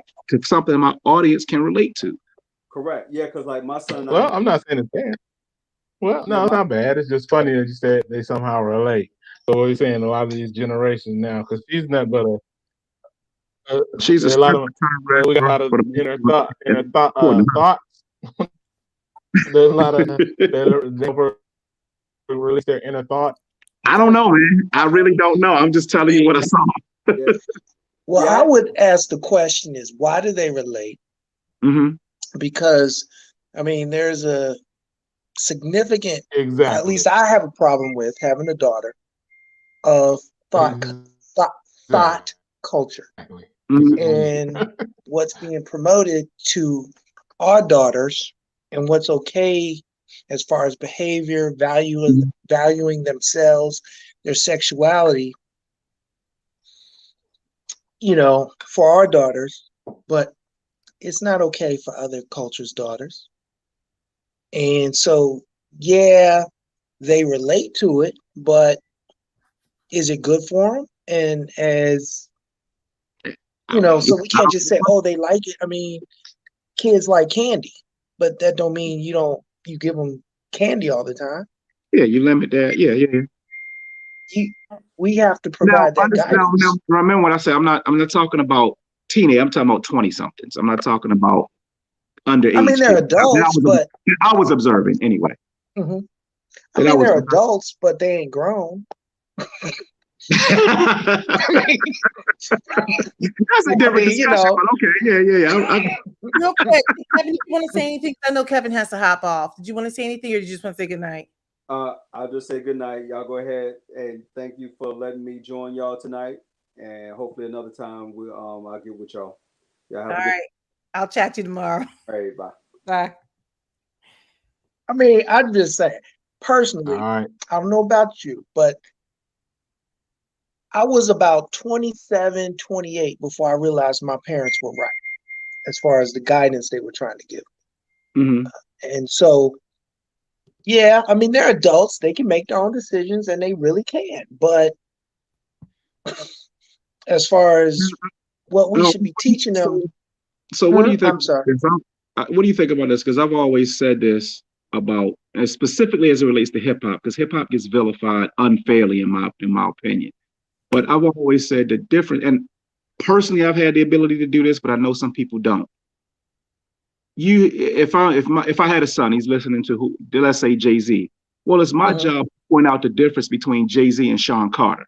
Sean Carter's moving in a certain way. Jay-Z is just a stage persona. Don't believe that. because Jay-Z can't get in a boardroom, Sean Carter can't. Right. Or same thing if I'm talking about Puffy. Puffy on stage moves in a certain way. But pay attention to what Sean Combs is doing, because Sean Combs and Puffy are two different things. One's a stage persona. Yeah, I'm fly, I'm bling bling, this, that, and the third. But Sean Carter's making business moves with corporations. You can't be a ghetto dude. You can't go in a corporation boardroom doing what he does. So I've always said it's if I'm talking to a kid, it's my responsibility to point that out. That, hey, this is what you see on stage, but this is what's really going on. It's okay to like the music. It's okay to rap and all that kind of stuff, but pay attention to what's actually happening versus what you see on stage, because they're two different things. Right. I mean, no, that I rather just tell people, look, honestly, you continue to put all this in your system, you're going to start talking like you're going to believe it. It becomes too. I agree. I mean, I definitely agree with you there. You definitely need to point CBR out. Kid, I understand what you're saying, but CBR Kid, I think you give too much. Well, come back, Nisha Baz. We lost you. Lost something. Okay. Okay. Yeah, I was saying I agree with what you're saying, CBR Kid. However, I think you give too much credit to the individuals. Most people are not well thought out. Most people don't think. So most people are sheep. So you give people too much credit to think that they'll think things out. You still have people that if they meet a celebrity on the street, they'll actually call that celebrity. They'll actually call that celebrity the name of the character they're playing on TV. Think that that's an actual person they have. Right. So I think you're giving too much credit to. Yeah. Well, that's the question I'm asking. People for the most part aren't that savvy. Yeah. I mean, yeah, and I definitely agree with you there. Again, you would think you would think people are smart and you should do that, but for the most part, people, if you even try to point these things out, those folks will want to argue and fight against you for saying that. I cannot disagree with you there. I want to, but I can't. All right. And that's kind of always been my thing with that is like, look, you can say what you want about NWA, but Dr. Dre didn't get to where he is because he's a street thug. And Ice Cube same way, Snoop same way, all these guys. I'm like, I could recite all the lyrics to a lot of this song. I ain't going out here shooting there because somebody saw it. He got. Now, I would ask you. No, where he was, somebody saw his talent and exploited it. When we look at the content, and we look at what Black artists are, the topics, the subjects, they reinforce all the negative stereotypes. Right. Yep. And the question is, do they resonate with our children because those stereotypes are true? Or do they resonate with our children because the children have heard those stereotypes so many times that they are identifying with those stereotypes? And then the question is also, who controls what gets published? Sure. So I think it's multiple answers to that. So remembering back, because NWA always gets brought up, but Ice-T was really the first. And they all tell you the same thing. Look, I'm telling you about what's going on in my neighborhood. I'm telling you about what's going on in the streets of these cities around the country. You don't want to hear it, but this is reality. And being from Baltimore, they ain't doing all that stuff in Baltimore because of a rap song. That's the reality of the streets. And any artist that comes from that is probably going to talk about that. Whether you like it or not, well, you can call it promotion all you want, but they're talking about their reality.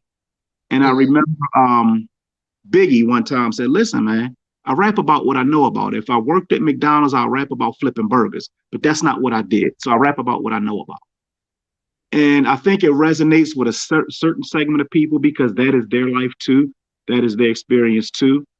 I think for other people, it's exactly what Disha Baz was talking about. They think it's glory. They glorify it. They think it's cool. But if you Mhm. talk to people who live that life, they'll tell you in a heartbeat, you don't want to live this life.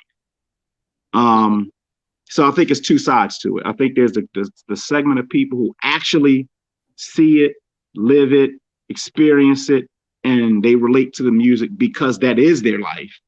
And then I think there's a segment of people who think it's just cool and don't realize that no, that's not cool. If you don't have to live that life, you don't want to. Mhm. So I don't know if that's promotion or if that's just you're gravitating to something that you know nothing about and you don't want to know anything about. I don't know. All right. Well, I was going to move on to the next slide because I think we're pretty much kind of like at a standstill on this one. I'm pretty much like we failed Gen Z, and anything you're just going to be a lemming, and We that's failed. it. Just We failed. assimilate. We got a big F. A big Yeah, F. you're being assimilated, and No, basically no, it's a that's big. just No, we can say that we can say Generation X. Got as far as on this class or this topic or this course, we earned a big F. yeah. Everybody gets a trophy. But all right, so this is the next one. We can probably run through this quickly. So I know back then we had a little bit more community versus now is me, me, me. So I remember when I would visit my cousin, we used to have this place we would go, and they used to call it. Oh, sorry, right one. They used to call it the Nabe instead of a neighborhood. Like it was just this one spot on the. It was like on the block. It was like a building. I've never been inside the building, but it was the place where you made up. You met up. And it was called the Nabe. So they were like, "Oh, you're gonna go down to the Nabe," and we would go down there and we would play double dutch and like all kinds of stuff. Mm-hmm. Always go, and they had like the Nabe. And now none of that's really like a thing. Maybe it exists. I don't know. But we don't have a community. We don't have any sort of real road. Everybody's got their weirdo agendas that are Well, never going to come to fruition. So we're on the road to nowhere. Everybody's got like, like everybody's angry and like down. again, uh,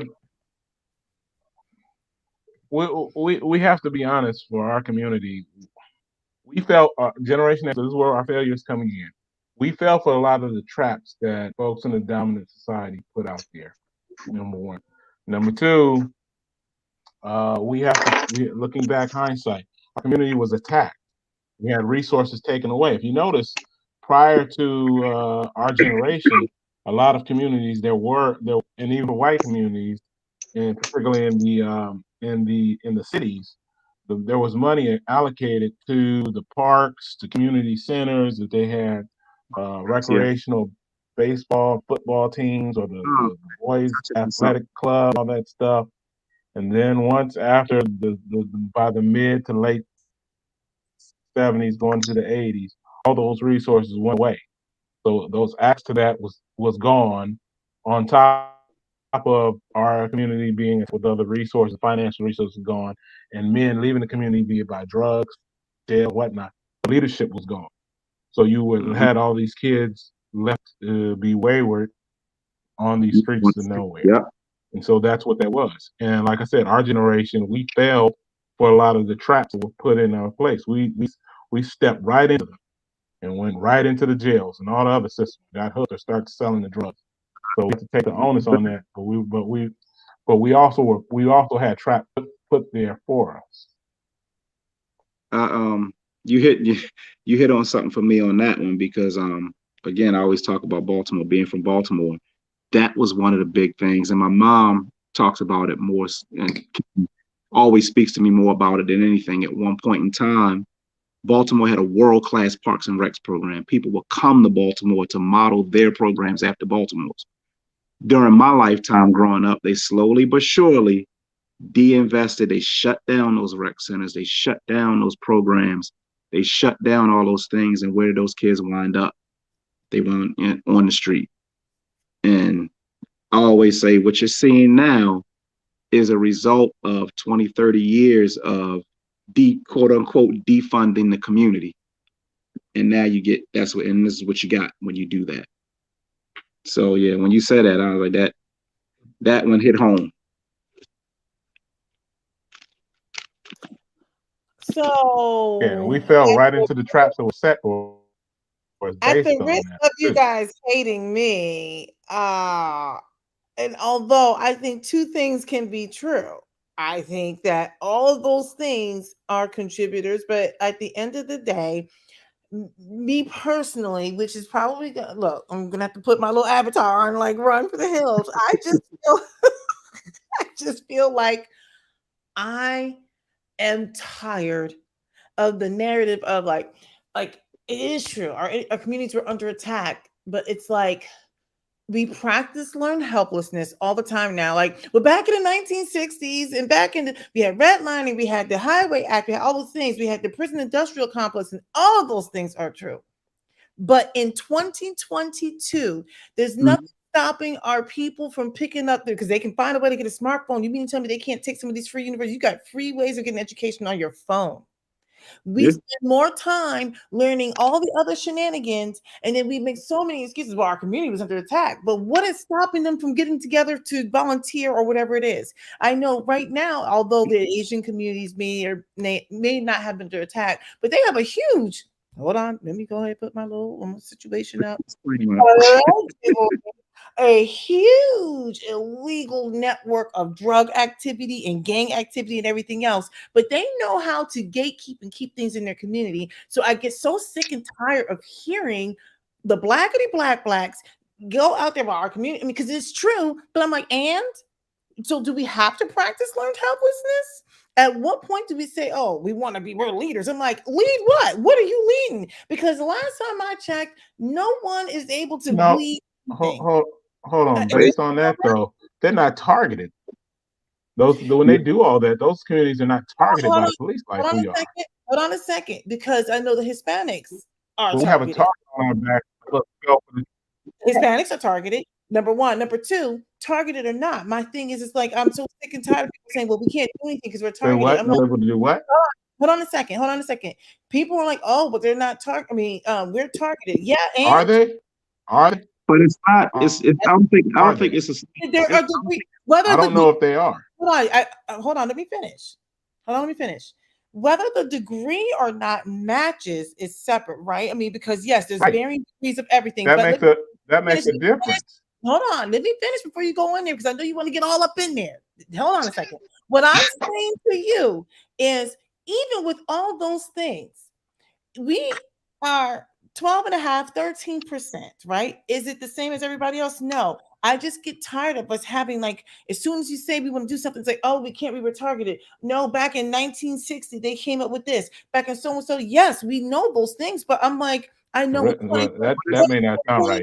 it's whatever. not saying. It's not saying that we can't do anything. It's saying all it's saying is a lot of what you're seeing is a result of those things.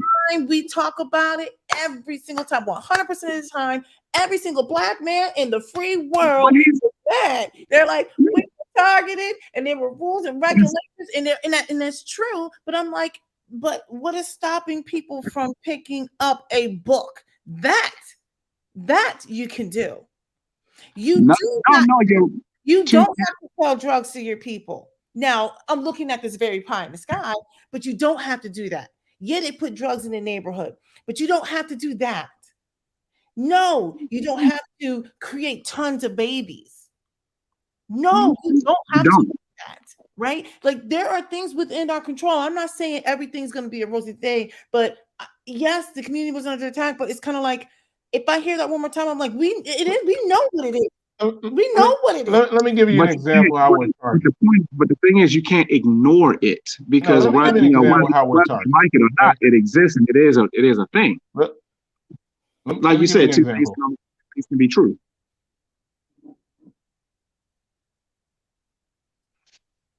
Did he cut off? You still Hold there, on. Disha? Hold on. Let me give you an example how we're targeted. Right? I know what target. I don't need an example. I really don't. I mean, because I look. We've No, had these conversations. Okay. This is going to be for hold everybody on. else. For Let me me, just say this. I it's just like it's just one of those things. I'm like, black people are No, continuously engaging in learned helplessness. no look. Well, no, like let's say for example, like you have the Like we can have folks running legitimate businesses. Hold on, we have folks running legitimate businesses, like a barbecue stand. No, look, we can have like have a barbecue uh, um, restaurant, have all the proper permits and everything, and then all of a sudden they'll come up with some kind of ordinance that is too much smoke. Neighbors complaining about smoke from the barbecue. But you go to the Hispanic community, you can see folks selling oranges and all kind of fruit with no kind of regulations, no kind of permits or whatever, and free to go with smoke. no issues. The minute we do something, we got to be above the law and whatever, and they'll make up stuff. So I mean, we're targeted to a degree to stop us or try to stop us from being successful. Not we can't be successful, but we have to understand we do have a target on the back, and we have to be honest about it. And we have to also say, You and I look, had a conversation. you know that You and I had these are a conversation. traps there. We can't be stupid and fall for some of these traps. I agree with that, but you and I had the conversation several months back. We said that, and I don't want to put words in your mouth, so I'm going to paraphrase. Like we've got people who have the financial capital to, and I would say purchase land. You were talking about, well, why don't we set up a whole bunch of like let's go buy up a bunch of land in Mississippi or Alabama or whatever. I don't know. Now you know me, I'm not trying to go down there because I'm not trying to be in Hurricane Death Valley. And it's too hot and it's too humid for me. I would not survive. However, nevertheless, Yes, you would. I can't survive down there. I'm just Your not. good African roots will come No, out. somebody's gonna be fanning me and feeding me grapes. I will be in full princess mode down there. Now let's get back to the conversation. You can get a whole bunch of millionaires to go down there and buy up large swaths of land. Okay. And from there, now you start to cultivate your you can buy food. I mean, you can grow food, you can fish, you can whatever it is. Now, we already know that's Hurricane Death Valley. So we know we should not expect any assistance from the government, right? We know the shiggity is going to get effed up. But if we are trained roofers and carpenters or carpenters, I said carpenters, I don't know, whatever it is, we got the trades, we got the educators, we create our own banking system because we are unbanked and underbanked. We can actually try to eliminate some of these food deserts. We can purchase land so that now that we all We did that. They bombed We us. did that. It was called Black Wall Street. They burned it down. It wasn't just Black Wall Street, it was Rosewood and some other places. But what I'm saying is, so Yep. now because it happened, so now we're just gonna sit on our hands like they did it, so now we can't do anything. I'm like, No, help but ourselves. so it's what Should it's we not fix ourselves? so no, it's like just like you said, two things can be true. But so we know what happens when we do that and self-contain it.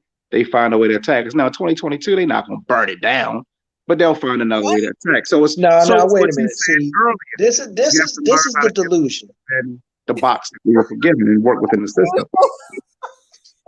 This is a delusion. All right. Who in 2022 thought the Russians would be an invading country taking over another country? We didn't think that that would be happening in 2022. So don't say it won't happen in 2022. Who thought a bunch of rifle wielding, gun toting, Confederate flag wearing people would storm the Capitol in 2022 It was 21. or No. 2021 specifically? Yeah. But No, it I'm was saying, 22, January 6th of 22. yeah, it was actually, yeah. So I'm That saying is was it? 2022. Yeah.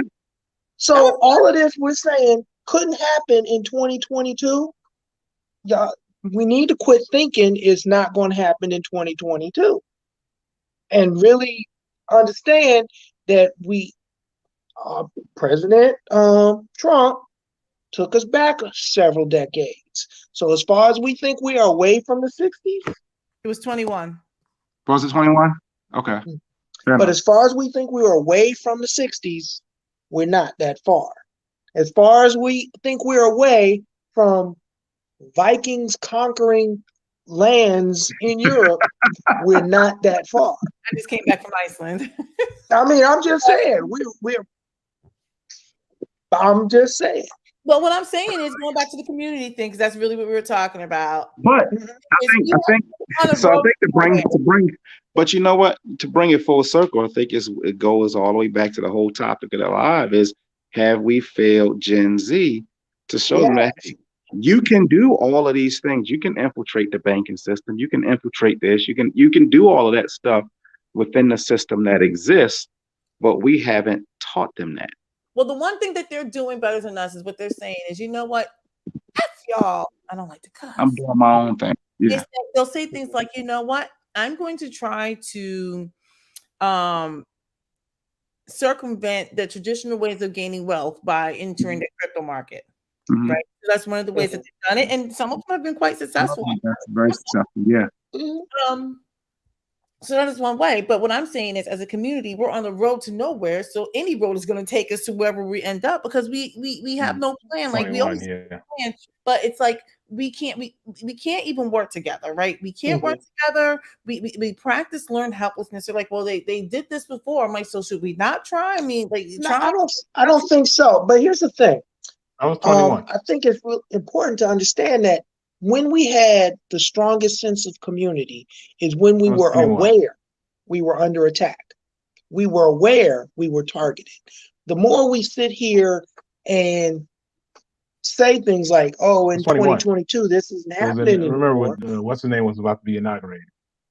Yeah, I mean, we kind of like the way we failed our children is sweeping the attack, sweeping the discrimination, sweeping the targeting, allowing the music to shape our children's image by reinforcing stereotypes and creating their self-identity. That's how we did it. That's how we lost the sense of community. I have conversations with my own children, and they're like, but they're Well, it hearing depends on your thought pattern of well. yeah, I'm just saying they're Well, hearing in school Actually, that racism doesn't exist anymore. I was going to say, so an example, a friend of mine, her and her husband were trying to point out certain racist things that she was going to experience and so on and so forth. Now, this kid's only 18 right now. And her first response was, well, just you saying that is racist and it's not like that. And it's not, she has no concept, no clue that this stuff still goes on. So, I think touching on what you just said is that is part of the failure is that, hey, everything is not hunky dory. It's just a little, it's not as in your face as it once was, even prior to my life. But it's still there. It's still very prevalent and it still exists, and that honestly, why do they want to wipe that stuff out of the history books? Why do they not want you to know that hey, America was built on this. This is how this thing was designed. And here are the failure points, here are the pitfalls you need to avoid. So in that sense, yeah, we have failed them because they have no understanding of that. All right. Well, I'm going to move on to the next slide because I know I'm holding you guys up. It's getting there. We're almost done. We have a few more slides. Here's the next one. Back in the day. That's one of your favorites. Oh my goodness. Why did it? Oh, it didn't do it the way I wanted it to. Darn it. So anyway, basically back in the day, people wanted to settle it versus now we want to drag people. We want to tear them down. We want to humiliate people. Right. We don't care about our humanity. We want to drag you. And I like to primarily get on the women. We're disgusting towards each other. We talk to each other like trash. We hate. I mean, like. So let me ask you this, because only you can answer this question. Has that ever not been the case? But it seems like the only difference now is everybody has a platform. We all can have a YouTube page. We all can have an IG, a Twitter, TikTok. Look, women have always, it's all about competition. But what I'm saying is that culturally, we want to drag people down. I would say men too. We want to see people taken down. We want to see people humiliated. We won't just say, hey girl, hey, your hair is messed up or whatever. They're like, girl, your wig is trash and this, that, and that. Then we have the LGBT community that want to take it all the way and they want to shade, drag, and then read you down. It's disgusting. Like, and I'm not saying I've never done it because I have a mouth I tried to that's what I was at. Isn't that always been the case? It's just you just didn't have the platform to reach as many people as you did before. Like, I don't see that as being any different than it's always been. Gen Z wants to drag people. I just really believe, because I'm allowed to have a little bit of delusion. Gen X was like, hey, we can settle this. Little fisticuffs. I'm sorry, let me take this so we can see each other. Maybe a little fisticuffs. You know what? You're an a-hole. Now it's like the full on drag you down. No one cares about each other. You're liable to get popped off. So my question, so like back in, obviously back in the day, the thing was, hey, they spread a rumor, somebody started a rumor about you. And next thing you know, the whole school believes this thing about you, or the whole whatever believes this thing about you that wasn't true. That was a way of dragging you back then. Well, That now is a form of humiliation. Look at the way they talk to each other on TV. well, but that's what I'm saying. I'm like, but we just didn't have that level of access before. Yeah, but we didn't say that. Having access, even if we had access, the way we deal with confrontation and adversity is completely different now. People can't handle just being told no. Everything now is a mental health crisis. And sometimes, I'm going to take heat for this, right? So now everything is mental health. I'm like, no, actually, it's just adversity. They just don't like you. But Monday was coincidentally National Mental Health Day and Columbus Day. This is why you should have got your mask. I don't know if you had that discussion before, but I've certainly had that discussion before. Like, what is it? If you don't like me, I don't like you, and that's going to be it. I'm going to keep it moving. But for some reason, it does seem that people have more of a need to be like, or the need to be part of the group. And look, I don't have to be part of your funky behind group. I'm going to do my own thing. But people want to humiliate each other. They want to drag each other and tear each other down. All the way down. I see what they do on television. It's not like I just don't like her. This is a B. She's a whore. I want to attack marriages. I want to go after your finances. Like it's like they go in. It's like we want to drag you. We want to humiliate you. There's no love. There's no sisterhood. There's no manhood. I can tell you most of the time I'm watching car shows or sports or something. So I couldn't tell you about that. I watch some of the reality shows, not all of them, and then I watch sports, and then Discovery Channel with my husband, like all the animals and whatever this is into. But all right, we'll move on. Anybody else have something to say about that? We're gonna get through this next one. I feel like our talking points back then were completely different.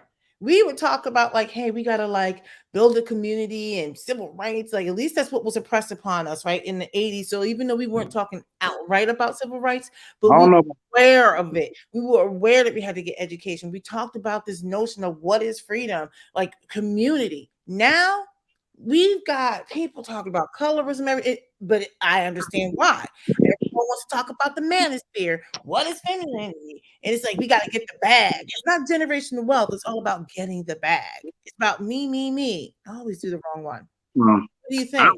I'm gonna be honest. Nobody's ever talked to me about generational wealth till I became an adult. So that was never a discussion that I even heard. No, I'm saying that's what we say. We're not impressing that on Gen Z, right? Gen Z says, I want to get the bag. We say we want to create generational wealth. Question, because I don't use that terminology. When they say get the bag, what do they mean? They just want to get money. It's not about. But I mean, is that what they say, or is that what we say they mean? Is my question, because I don't use that terminology. I heard when I listened to them talk about getting the bag. That's what I've heard. Now, I could be wrong. I've been wrong before. I'll be wrong again. But getting back means just getting paid. It's usually it's not coming from like a street culture. Yeah, but I don't know that excludes generational. Getting like give me the loot, bag of loot. Sure. But now it doesn't. But I think that's a terminology. So let me put a spin on it. Young people use that. Let me put a spin on it, just to be, as you would say, just to be petty. In order to start generational wealth, don't you got to get the bag first? Yes. So right. So yeah, I don't know that excludes. I mean, getting the bag means getting paid. Well, yeah. I mean, but that's a euphemism of trying to get paid, but it comes from a scam kind of mindset. But I'm just being shady. I'm just being just playing devil's advocate now. I got you. But I mean, you got to make the money first. I think the one thing I would say about the difference between Yeah, yeah, but I would say some of the things about the generation and how we failed them. We failed them on teaching them about being black and being proud, and that's what we failed. A lot of us, our generation, didn't want to be black. We were the first generation. We dropped the afro and started wearing curls. We went from the most progressive hairstyles to the most opposite of that, Jerry curl and whatever happened after that. The And 80s.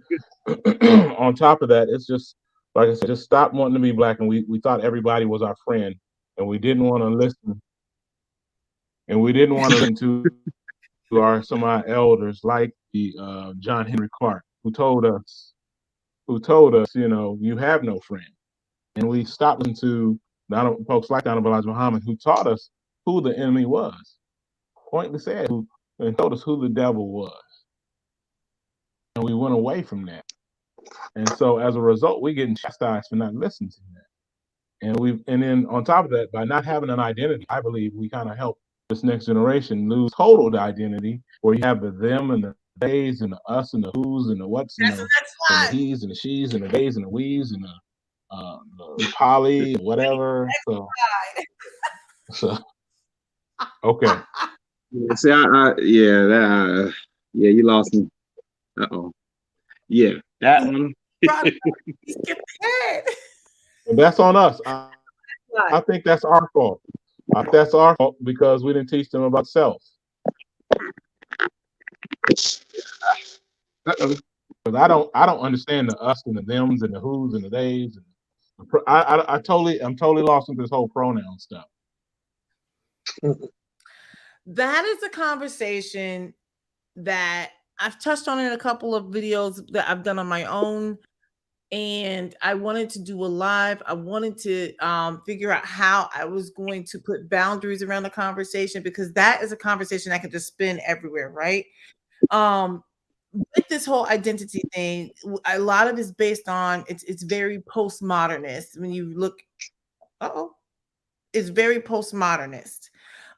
So when you look at like what it was back then and what it is now, and people having we say things like our own truth, like there's no truth anymore. There's no identity. I There was this hate whole I hate that. exploration. I I I agree. hate that term. Well, look, you just I triggered me. You just triggered me.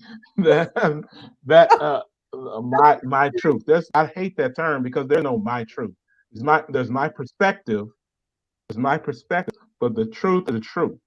You don't have my truth. That's up there with alternate facts. Mhm. I want to yeah, say my truth is like alternate fact.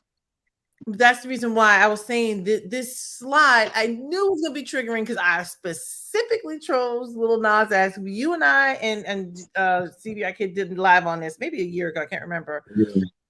So I chose that old thumbnail, but I think the Was it a whole year? Wow, time gone by fast. yeah, that was when I first started, and I was like, how do I work this? I'm still doing how do I work this? But this whole identity thing, like, and granted, it's not just black people, right? But I'm trying to lend specificity to our people. Right.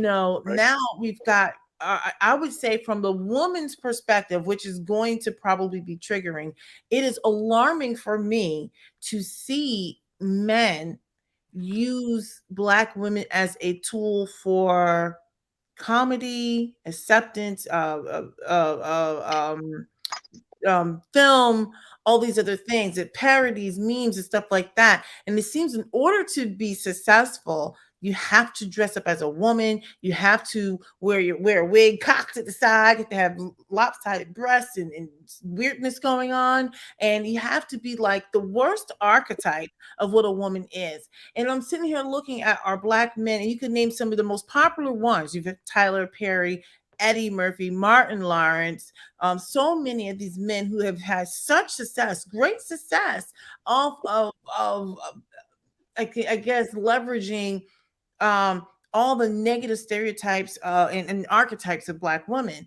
But more so, I feel like when we had men who were not present in the home for whatever the reasons were, good, bad, or indifferent, whether it was the prison industrial complex, welfare, not whatever the reason, I felt like our young boys, our young men were brought up by women, did the best they could, but nevertheless, they weren't taught those manhood characteristics that you learn, the heuristics, right? Some of those intangible things that you don't say, this is how you be a man. It's some of the things you do, how you walk, how you project yourself. How, there are things that I could not. Well, I'm married to my husband, but like I can't teach my three boys how to do that. I can teach my daughter how to be a woman, right? Like there's certain things that you can raise a son, like if you have to, you can. But I just feel like because we had such an empty presence in our homes, I would say writ large, that it just made it like our young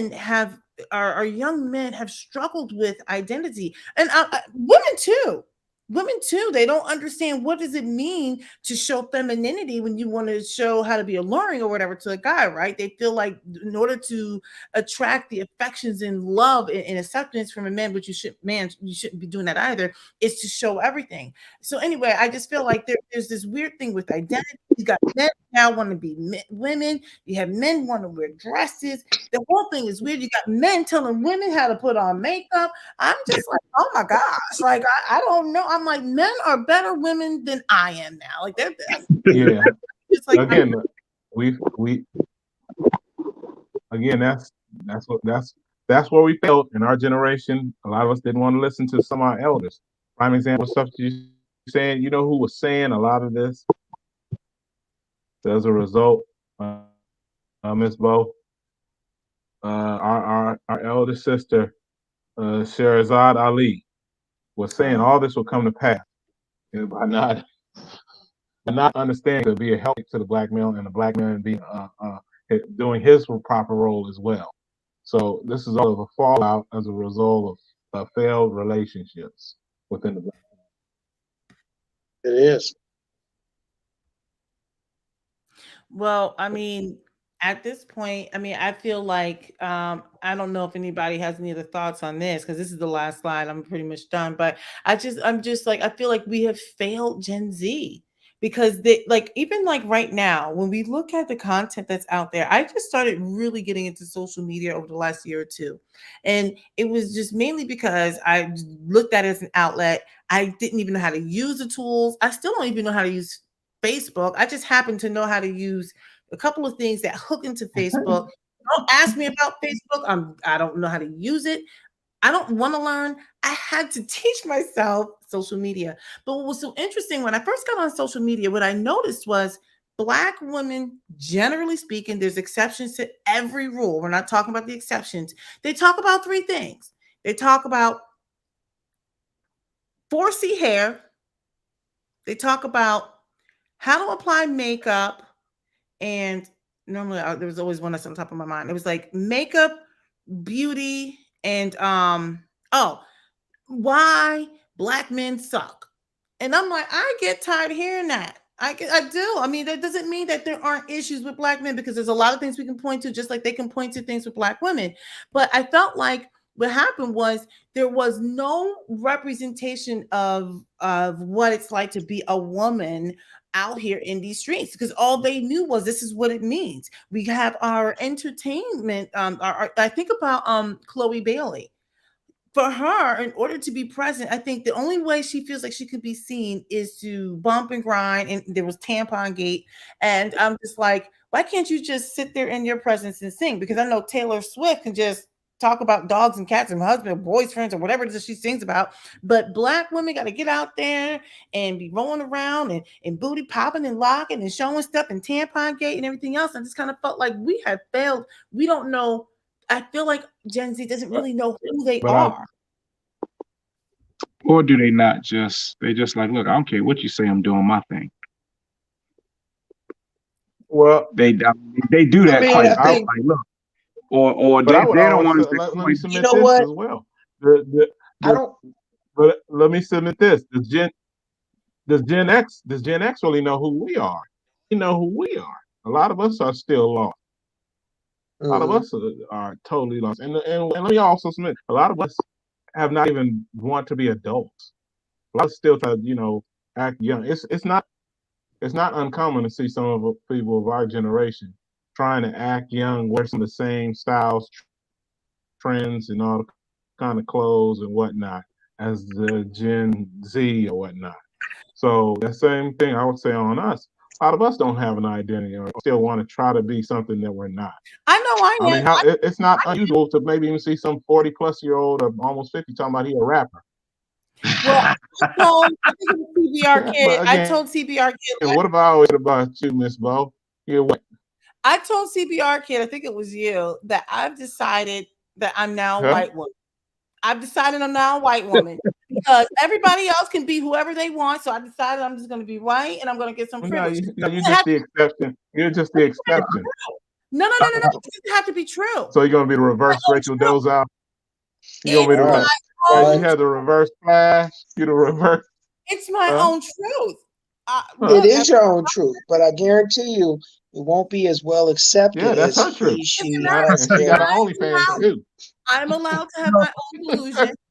I'm allowed to have I'm allowed to have my own delusion, and I just decided that I'm just going to no, reclaim some privilege. You can't tell me here's, that I'm not white. I believe that All I am. right. here's the one thing I I want do you to think. go to a Starbucks tomorrow and have a white man arrested. I probably could. If you can do that, Let me tell Uh, you. what I was Look, gonna I mean, say, I'm just saying, if you can You do the that, reverse Rachel then Dolezal. you win. You got it. but this oddly enough, this is one area that I think Gen Z, in a weird way, got it right. They don't care what you think. They don't care what anybody else think. They're going to do what they do. And I mean, personally, I've always thought people should be that way. Why do I care what you think if you don't sign my paycheck or share my DNA? Why do I care?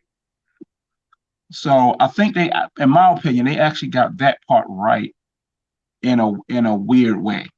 Now, I mean, we talked about the shenanigans, right? But the part of I don't care what everybody else thinks. I'm going to be me. I'm going to do my own thing, and you can think what you think and go kick rocks. I think they got that right. Now the method of expression maybe Well, I think is okay, maybe questionable. and here it is. I might agree to a certain degree to that. I think that is for attention. Is it attention or is it that they just not just hey, I'm not going to conform to what you want me to conform to. I'm going to do my own thing. Like I said, the method, Go back to that. Go back to the that. method question. What's his name? Little Nas X. That's if that's not crying for attention. That looked like I he can't, didn't get a hug from his daddy or something. Come on. I I can't relate to that. I'm just saying. Well, like I said, That dude no is straight up trying to get identity. attention. That's all that. Or look, maybe his dad is somewhere just shaking his head like, damn. That's just my opinion, but I think that's a cry for attention. Or maybe he grew up with a negative image of black men. I mean, he probably could have got a negative image of black men, and then, well, I don't want to be that. I done heard they're I mean, this, they're that. I done heard I it mean, from my mama. I to done be heard honest it with you, from the that's probably society. Possibly. that's probably no. To be honest, there might be a lot of layers going on with him. He could have been touched as a Mhm. little boy too. So I mean, there's a lot of things that could be there. So Yeah. Never Well, know. regardless of whether he's had those things happen, what I'm saying is collectively as a generation, which Mhm. in some ways I kind of like really like them because they're so innovative and creative and so different. But I feel like because there's no identity for anything, everything goes. I just saw something like a week or two ago that now people are allowed to change their birth certificate to say that they're no longer what they were biologically were. And I'm like, so how do you do your census? How do you conduct studies? How do you All get treated medically if you got to go to the right, hospital? all these things. And oh I'm just well, kind I of, think that's go ahead. I think that you know see I think that's criminal right there. Prime example. I think in my opinion, I think anybody, let's say if you you change your gender. And if you get into a relationship and not disclose that, I think that's on the same level, not disclosing having herpes. And that's person, if that, from my understanding, if you have herpes, some kind of disease, STD like that, you are legally obligated to tell the person you're in a relationship that you have to disclose that. And I think that's the same if you change your gender. Uh, you have to legally disclose that to a person. If not, say you don't tell that person, that's borderline, and I hate to use this word, that's borderline, you know, the word R. If It's you're not it's disclosing it's that, that's um, I read that's the R word. I can't remember how long ago I read this, but it was a thing where transgender women were getting beat up because they weren't telling the men that they're getting involved with that that they were a transgender woman, and they end up getting beat up because a lot of men don't play that. So I mean, I've heard this happen. I'll I tell was you what. actually looking at the Go other ahead. day, there was an Well, article I where mean, the well, think draft about is it. being enforced. That's almost a form of rape. That's almost a form of rape if you don't disclose that. I'll say this because and then Huh? You said a we're gonna draft? you are Yeah, as far delayed. as the draft for the military, um, basically there were people that were complaining that a say a former someone that was born a male but was no longer a male still needed to register for the draft. I If just you read were, that today. and so people are complaining that they their daughters were required to register for selective service. Well, biologically and by your DNA, Yeah, they're by your DNA, you're not still a women. male, and so the They are men. Still by current their chromosomes, they're policy is still that men. all males register. If you were It's born a very male, you register. it's tricky. I'll say this. This was about a year and a half ago. Hmm. I was leaving Right. work. I don't see a I was problem. on my way out. I stopped at the bathroom. I walked in like normal and I ran into what I thought was a guy. And I was like, oh, I'm sorry. I'm in the wrong bathroom. And person X, Y, I don't even know what the name was like, no, no, no, you're in the right place. And then I was confused. I was like, I walked out of the bathroom, came back into the bathroom, like, well, this is a woman's bathroom. And what I thought was a man was like, no, no, I'm a woman. And I'm like, well, I didn't know what to do. I'm like, oh, okay, Okay. a complete dum dum. And this person's like, no, really, I am a woman. So I didn't know if it was a man transitioning into a woman or a woman with masculine features and characteristics. So now I'm sitting here having a who's on first moment. It was a pure moral dilemma. I'm like, I don't know what's happening here, but I don't know if this man has a thing that swings in between. And I just want to do ladylike things in the bathroom. And I was like, I don't have to go. I held it all the way home. I was like, I don't even know why. And it's You're like, like, I'm gonna go to this other room. I tell you what, you stay in this one. I'm gonna go to this other bathroom down the other side of the building. I ran out of there so quickly. I was like, this is just a lot. This is a lot because I was looking, I'm like, you physically, like characteristically don't present like a woman. And very well could have been a woman. I was just like, this is That's a lot. funny if it actually was a woman. I was like, and then it was like, I am a woman. I was like, oh no, I thought you were. I'll go. I just realized. So when you say, sorry, sir. No. Oh, I've actually done that one time. I was out at the Apple store or something. I was like, "Excuse me, sir, can you help me with?" And the person, I guess, was going through the change. Was like, "Don't call me." I was like, "Oh Lord, this is too much." So, with that being said, thank you guys for coming on. Somebody's gonna get mad when they see this, but it really happened. Oh, What's that? I Peppermint? guarantee All right, you, sir. They are we're coming. gonna be canceled. Here, edit this. I'm not editing it. I'm actually probably gonna take this clip and probably repost Yeah, this hey, portion on. you remember Peppermint Patty? Remember Peppermint Patty and her friends? Yes. Hmm. No, They are coming but for you. you remember the Peanuts, right? With Peppermint Patty, the guy Marshall Yeah. used to say, Uh huh. "All right, sir." And Linus. Mhm. And they would always call him sir. Okay, sir. All I know was it was so Huh? confusing and I was so embarrassed. I was like, I was Yeah, like, oh, Peppermint Patty's friend used to always call him sir. Huh? Yeah. all Oh right. well. Well, let me get off of here because it is late. It's 10:51. I'm tired of talking to y'all. All right. Thank you, M. Alexander. Thank you, Disha Till Bad. next time. All right, let me get Thank on out. you. Thanks for having me. All right, I'll talk to you guys later. All right.